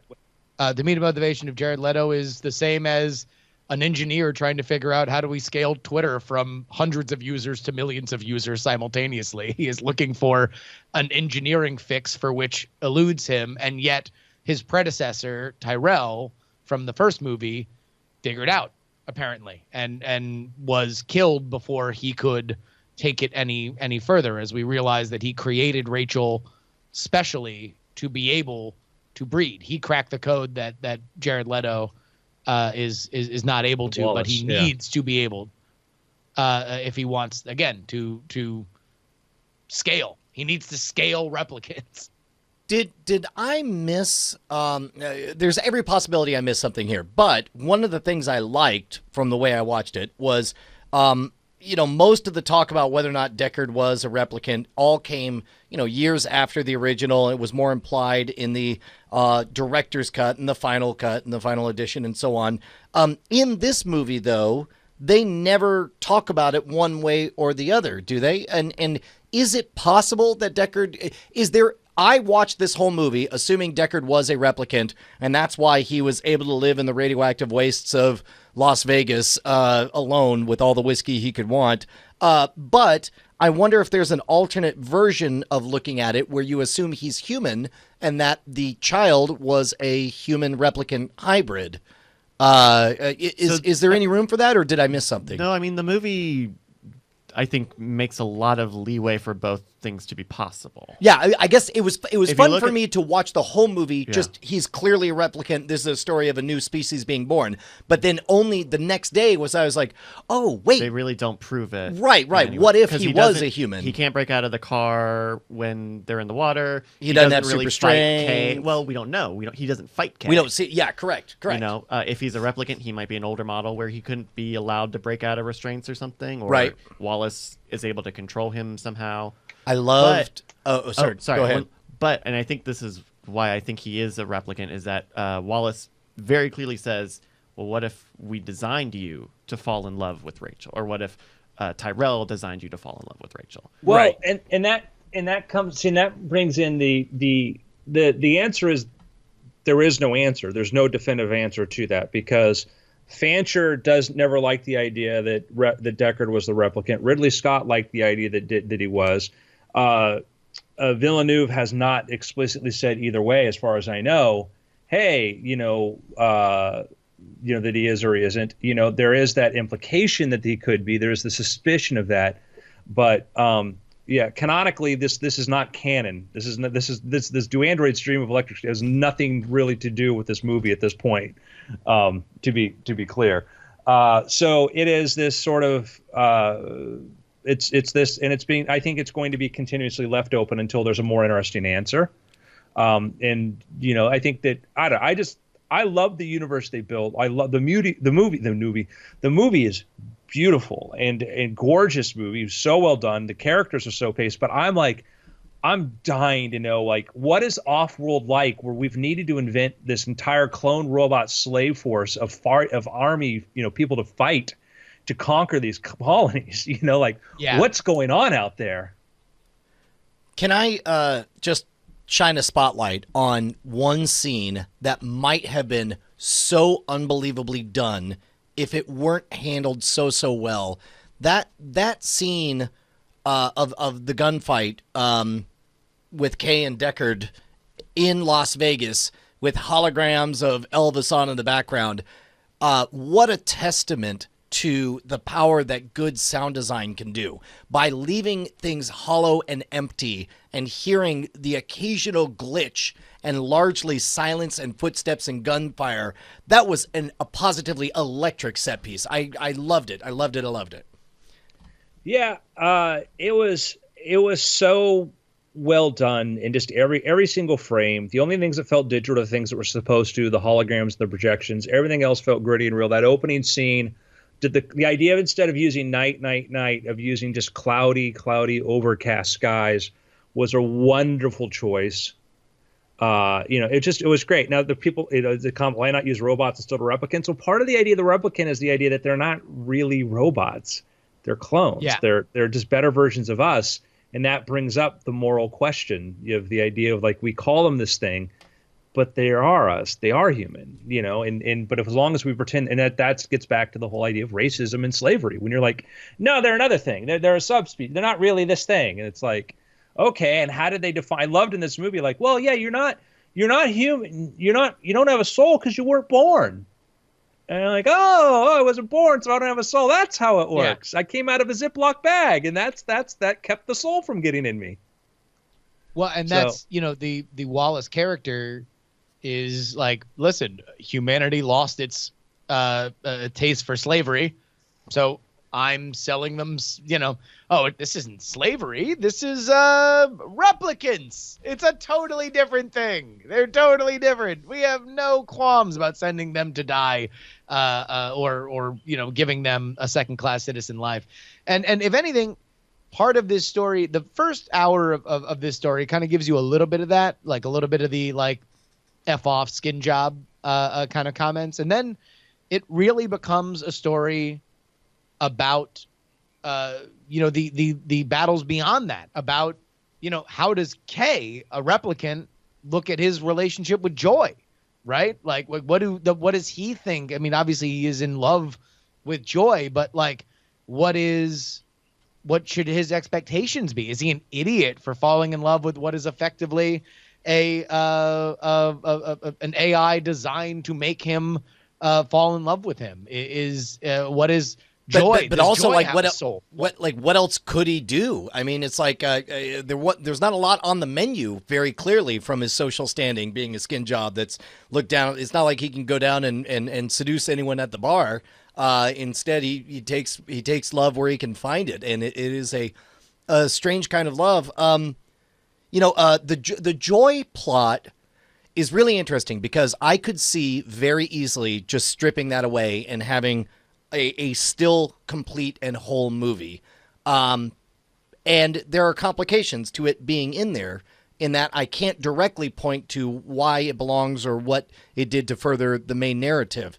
However, atmospherically and as far as understanding Kay, I loved every second of that very strange, complicated relationship that they had.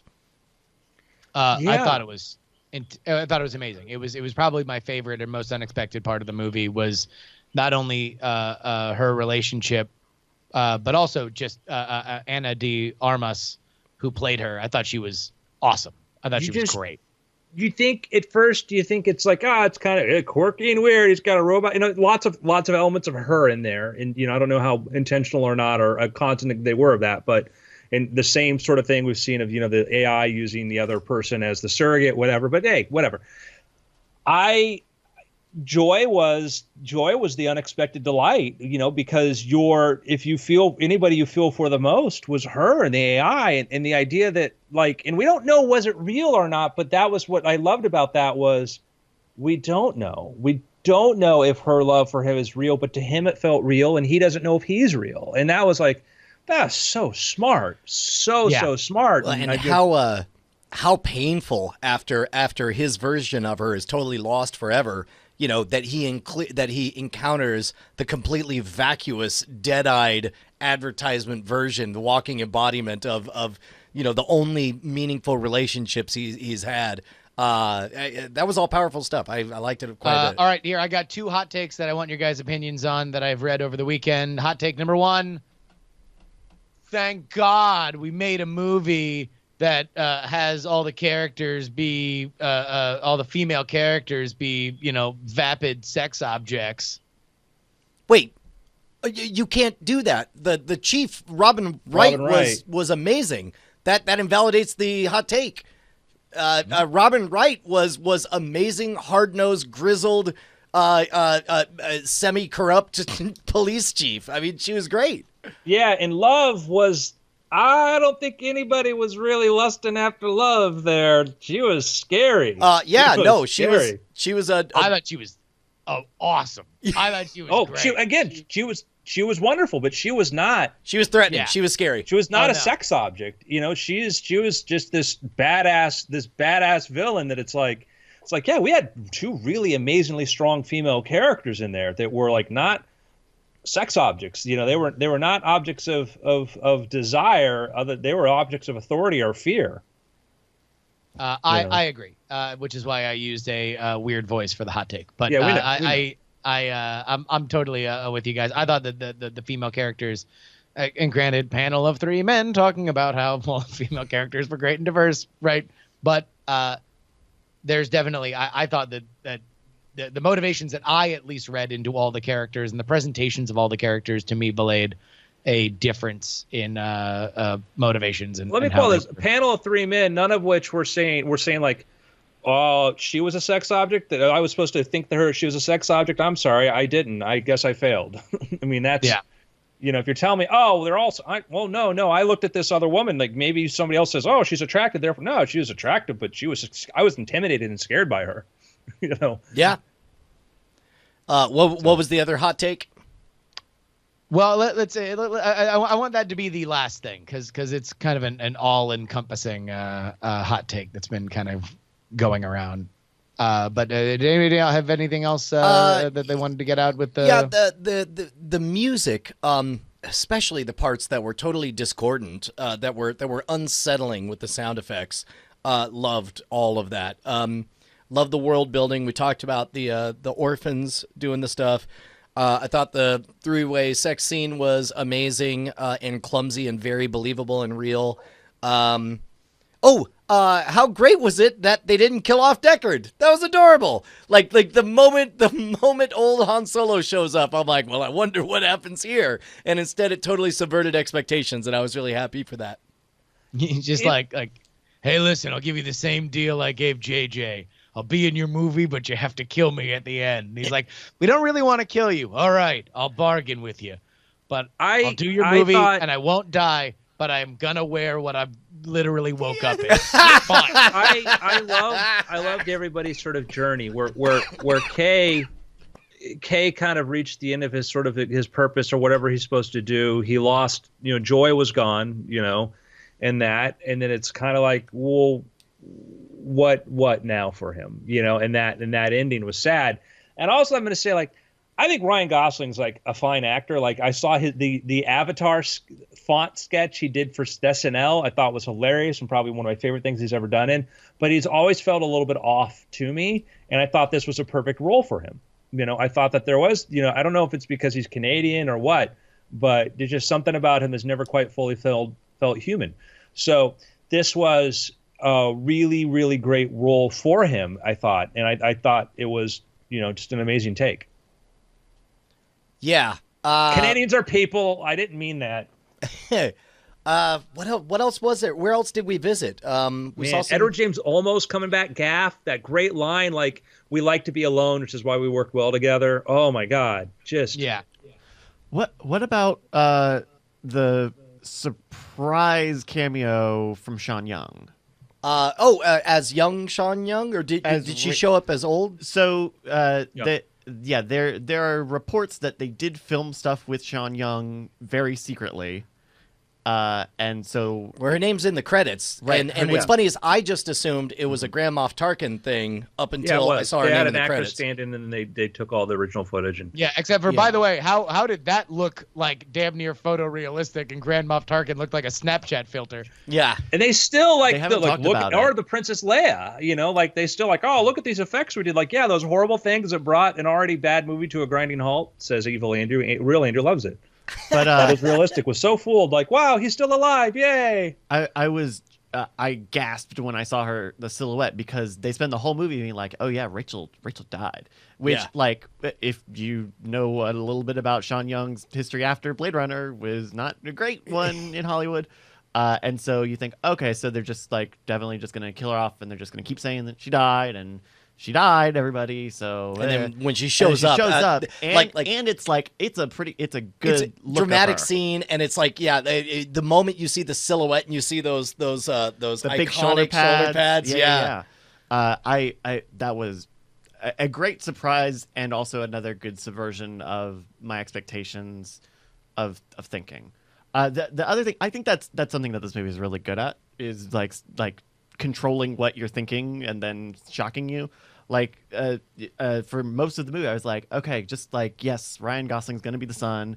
And then it's revealed that he's not, because obviously he's not the Deckard's son. He's a police officer. You don't there's no way he would be organic. Oh no or no at no! all. This is the But- brilliance of the blackout. Is that the blackout makes all of a sudden any of that stuff is on the table. You're able to point to anything and wave your hand and say. Which, by the way, that is a phenomenon that's going to happen in our lifetime. It's going to be the 9/11 of our baby pictures, and it's going to be really. You could tell. That's what I loved, is that all the characters in this world, they radiated real pain from the blackout of their missing memories that they no longer Sure. had, and only paper survived and all that. I thought that was a really cool. But my whole thinking of like, obviously he wasn't the son, was because, you know, he was a replicant that was made for the police. The police aren't buying baby replicants. Replicants don't really age. They, you know, come out fully aged, right? Well, but No, they I mean, but, there but they could be- indicated We don't that get the the sense that blackout they- shook everything up in a way where somebody would be like, "Yeah, no, I'm a replicant. I don't remember much after the blackout." And you're like, I mean, "Oh, there- well, let's." But could- if he was purpose built, there wouldn't have been any history in the first place anyway. We don't. right? We could. Yeah.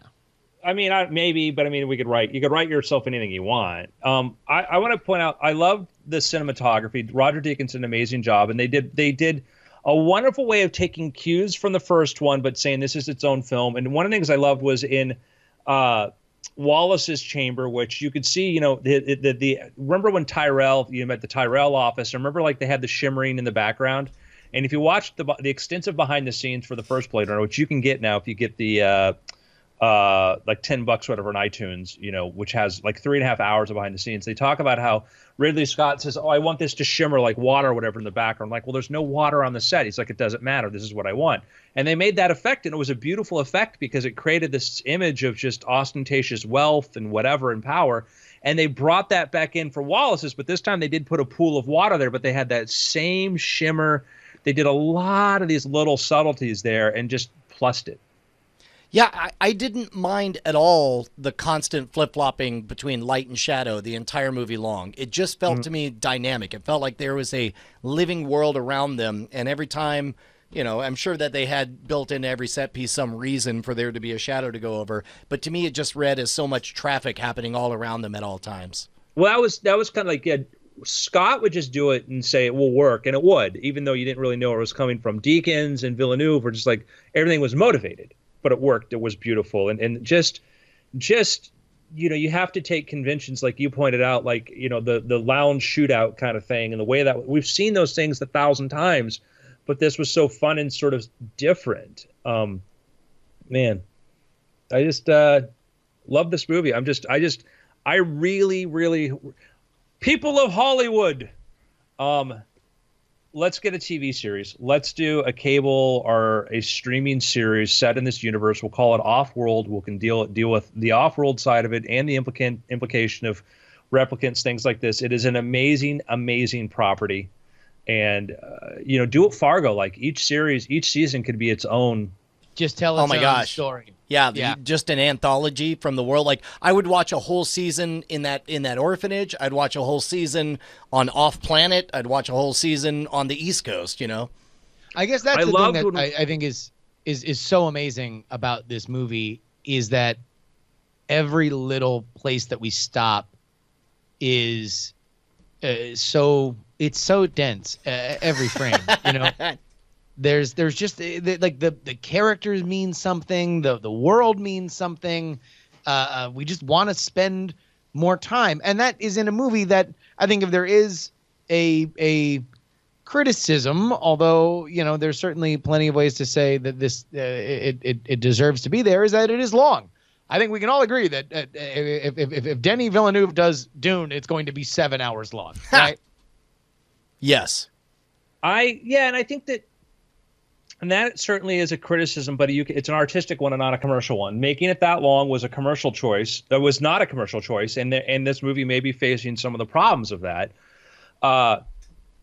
But I'm glad we got this version of it, and it's unfortunate that making that artistic choice is why it's sometimes hard to have nice things, because you know it becomes this issue. Now, one of the things that I thought was, you know, you watch the original Blade Runner, and then you drive around LA and Burbank, and you're like, man, it doesn't really look like it. But then when you if you take the idea of an exploding metropolis happening so quickly, you go visit Shanghai or Beijing, and you go through miles and miles of 40-story apartment blocks and things like that. And you're like, man, this kind of like, you know, Blade Runner happened, you know, we don't have the flying cars yet, but we're surprisingly getting close to that.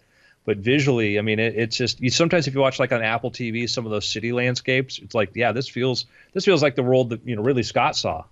I adored some of the attention to detail. For example, Kay's fingers were constantly filthy. Everything he touched was filthy. The car barely worked. It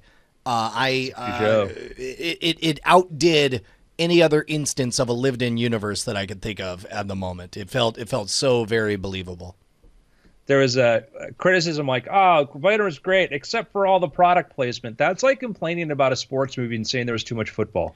Well, Yeah, I mean, come on, that's the point. Half of the rad part about the original is, you know, all these fake products mixed with real products. What's funny is I adored seeing Pan Am and CCCP, you know, USSR advertisements. But ever since watching the Red Letter Media excoriation of Sony Studios, for specifically putting Sony stuff in there, the Sony stuff did pop just a little bit more than I would have preferred, all things being equal. But Sony? I'm not going to complain.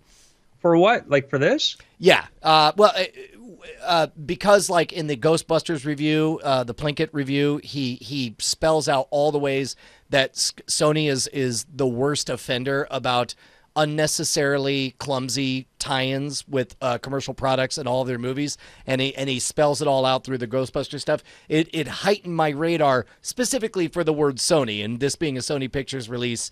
And then every time I saw the word Sony, I was like, all right, I'm gonna look beyond that. Yeah, curious. I wonder how much that happened, because as Warner Brothers was Sony, was Alcon, and I don't. Again, I don't know more or less what there was, but yeah, so, you know. All right, you guys ready for this second hot take? Yeah. Yeah. Uh-oh. Oh, by Second the way, hot I take did love that the car was a Peugeot. I thought that was great. Yeah. I thought that was I loved all the dated branding on everything. Second hot take comes from Mark Millar. Mark Millar, the writer of Kick-Ass, and just made a big deal with Netflix for a bunch of his properties. I'm just going to read straight from his post on his website. Gosling, or Kay, is as real as his AI girlfriend from earlier in the movie. He's only in the story as fake memories of Deckard's, and all of his scenes are fake memories. Why? Because the movie left us wondering if Deckard is real in all the ways of almost giving him that origami unicorn and letting him know that his unicorn dreams were all pre-programmed. The debate was always whether Deckard was a replicant or whether he was human, and this movie answers that question. This was secretly the entire point of it.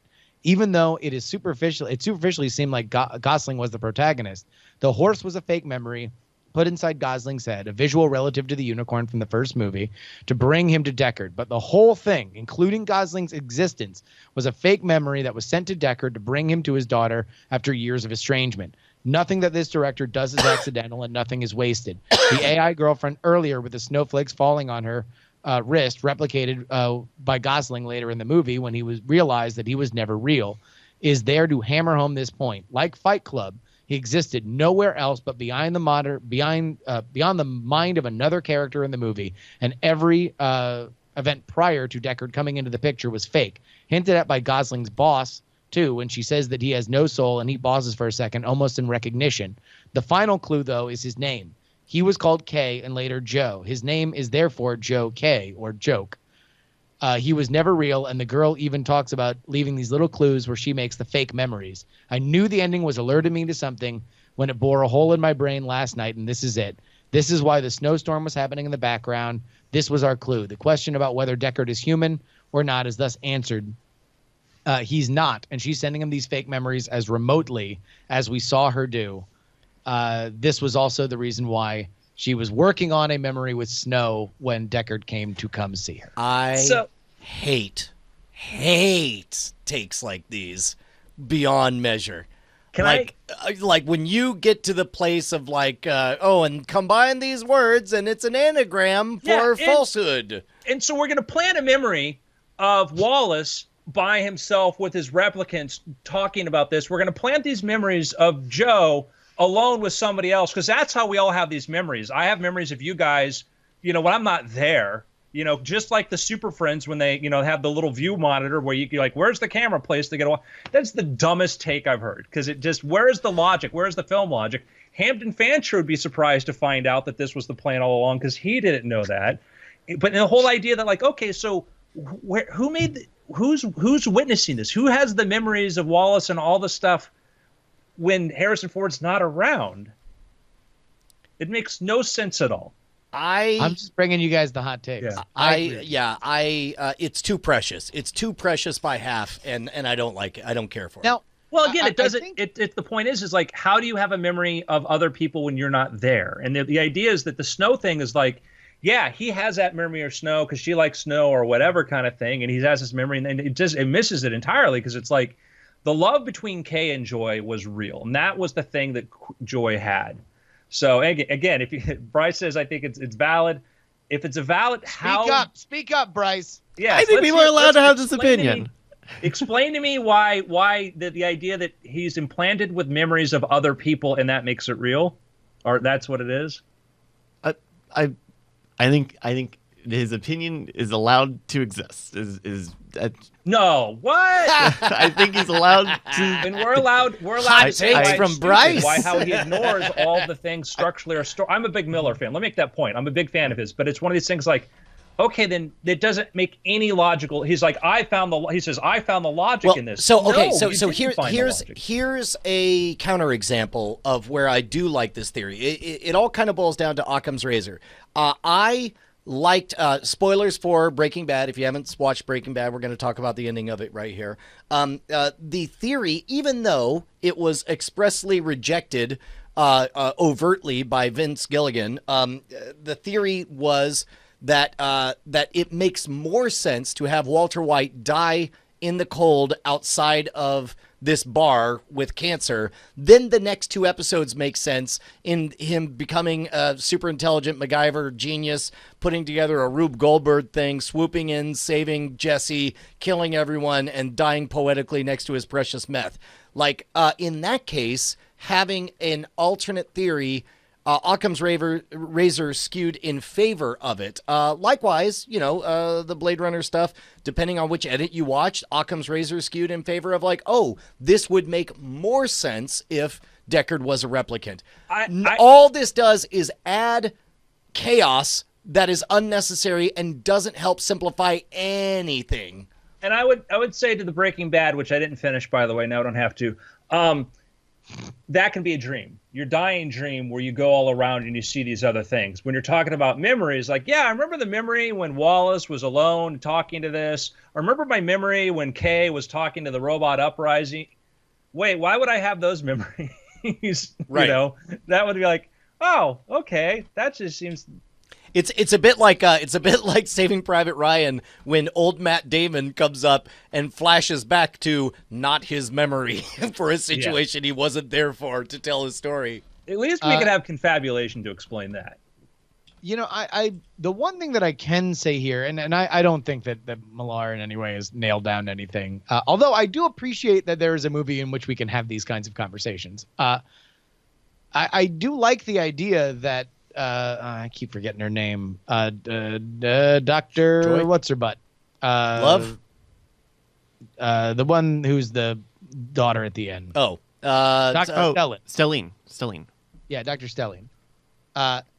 That there are these memories inside Kay that might be there to bring her father back or something like that. She is in some way manipulating things through memories because that is in its own way godlike. You know, she is. Yeah, no, she broke the rules. You're not supposed to put real memories in there. She broke the rules so she could put some of her out. So she broke the rules, and where did these clues end up in? A cop. Yeah. That was a great bit of dual reality storytelling, by the way, when he goes to her to verify, and she's like, no, this is definitely a real memory, and we interpret her tears as being touched by the authenticity of his memory, not realizing that these are her tears about her duplicity of breaking the rules and putting her actual memory into them. That was. Can I say one thing that did actually really piss me off about the movie, and I think really should reconsider everything that we've said. It brought me totally out of the movie. It's right up front. But of all the science fiction that we saw, replicants, off-world, these massive corporations, the Soviet Union still existing, the idea that Ryan Gosling could, weighs 105 pounds soaking wet, could in any way beat WWE World Champion Batista in a fist fight totally brought me out of the movie. It's totally unrealistic. 1 out of 10. Blade Runner 2049 sucks. Can I confess something? I did not know Dave Bautista was in it. I didn't see his name till the credits at the end and did not recognize him when I was looking at his face. That is the first time that I felt like Dave Bautista is a real actor. When I'll tell you what, better every time. Yeah. More than Guardians? In all seriousness, he's making himself quite a little character actor, man. He is. I'm very, very impressed by Dave Bautista's work whenever I see him. Yeah, I agree. Yeah. I'm ready for, hey, let's do his backstory in our Blade Runner, anthology series. Oh, I could get so into that. Well, they gave him a backstory in one of those prequel videos. Oh, did they? What I love, yeah, that was a little bit too Shane. There's what I love, like some of the details, like when Gosling the furnace thing or whatever kind of thing, he goes into the bowels of that, when he finds the horse. We don't realize what structure we're in, and it looks rounded like it's a massive spaceship. There's just so many little details and stuff there I loved of like there's a bigger universe there, and I loved that. I just loved that like there are these, something else is going on, Yeah, I think if there's one takeaway that I adored the most about this movie, it's just how much respect it gives to the viewer. The fact that they lay out A and B, they know that you get that it's C, and they don't ever bother to mention it or go anywhere with it, but instead move on to what are the ramifications of C and how does that affect D, E, and F. Yeah. Too bad we hated it, guys. Too bad we hated it. Yeah. I mean, aside from that one completely unrealistic scene that ruined the movie, I would say that this was a science fiction classic. Yeah. Oh, by the way, another great moment was after the fight when they're running out. We don't see Kay flexing his stronger than human muscles at all until that moment when Deckard comes running around the corner and then just plowing through the wall is Kay in there. That was a great eye-opening surprise. Oh my god! And also, Gambling Man points this out. This really deserves to be talked about. The junkyard scene with all the drone strikes while Love is getting a pet or a manicure is so badass, so hardcore. Well, I loved the Love character, and I loved having watched.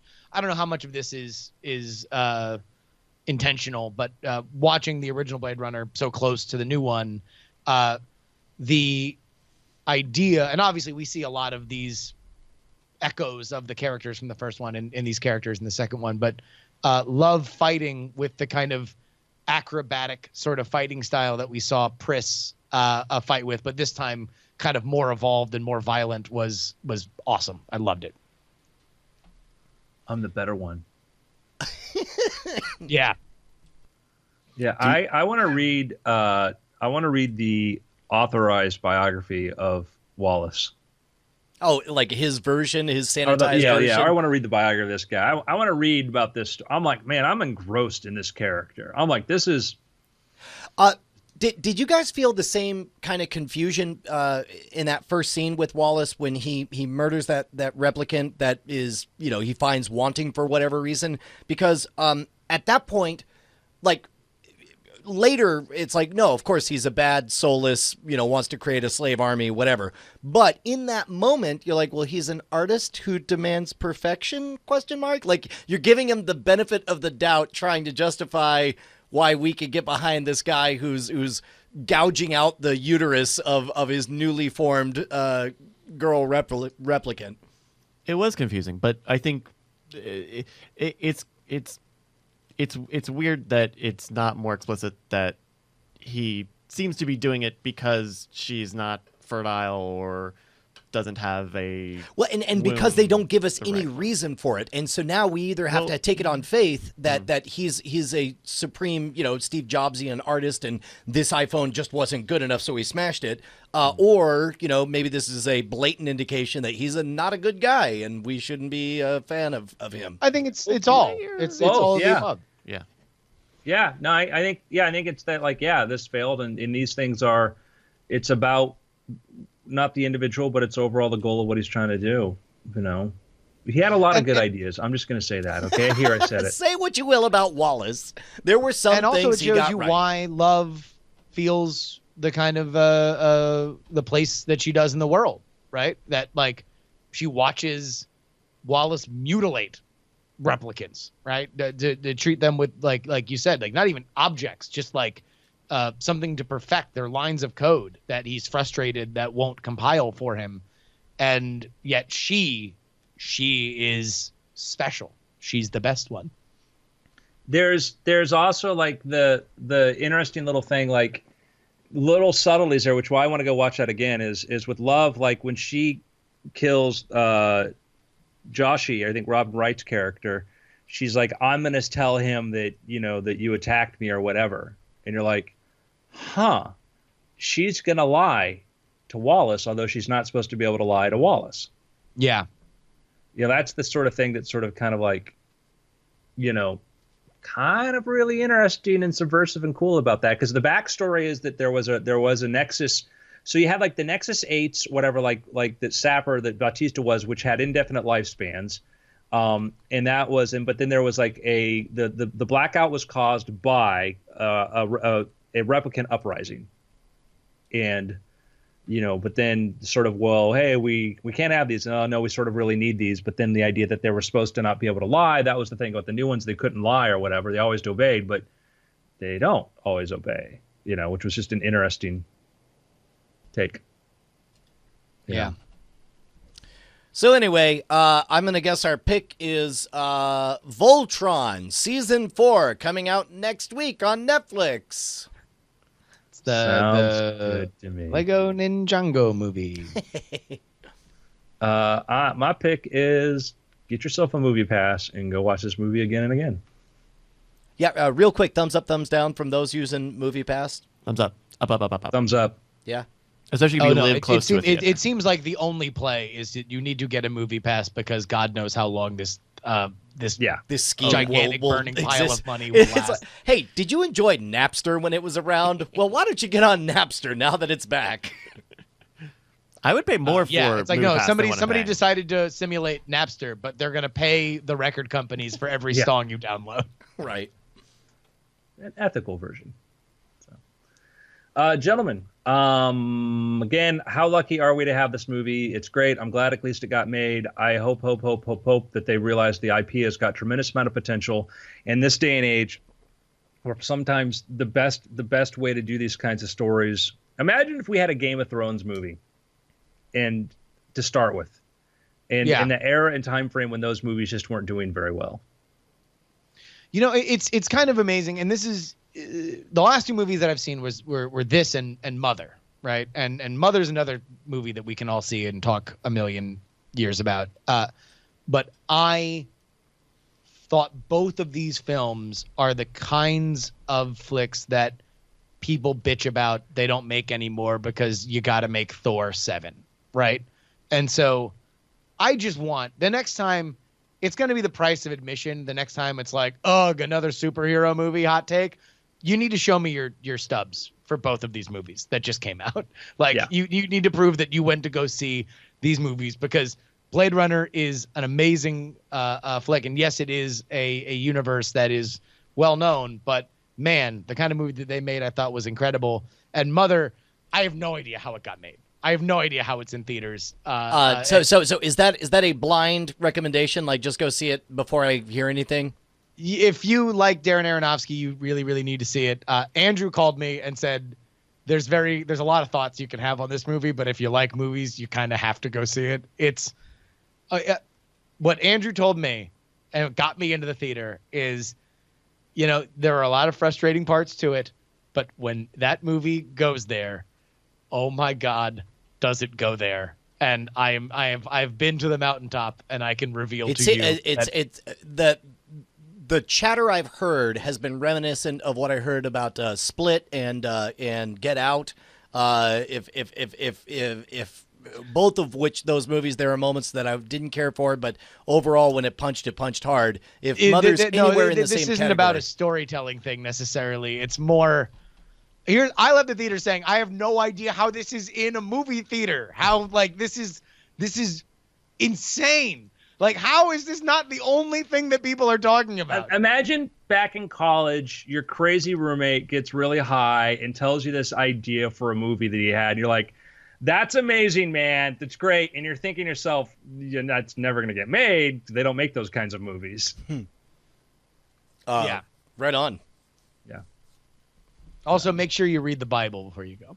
the whole thing. Just sit down and get the right both, with God. Yeah, both. No spoilers. Gentlemen, it's been after. Huzzah! Coolio. Good shows today, everybody. Yeah. Woo. Yeah. All right.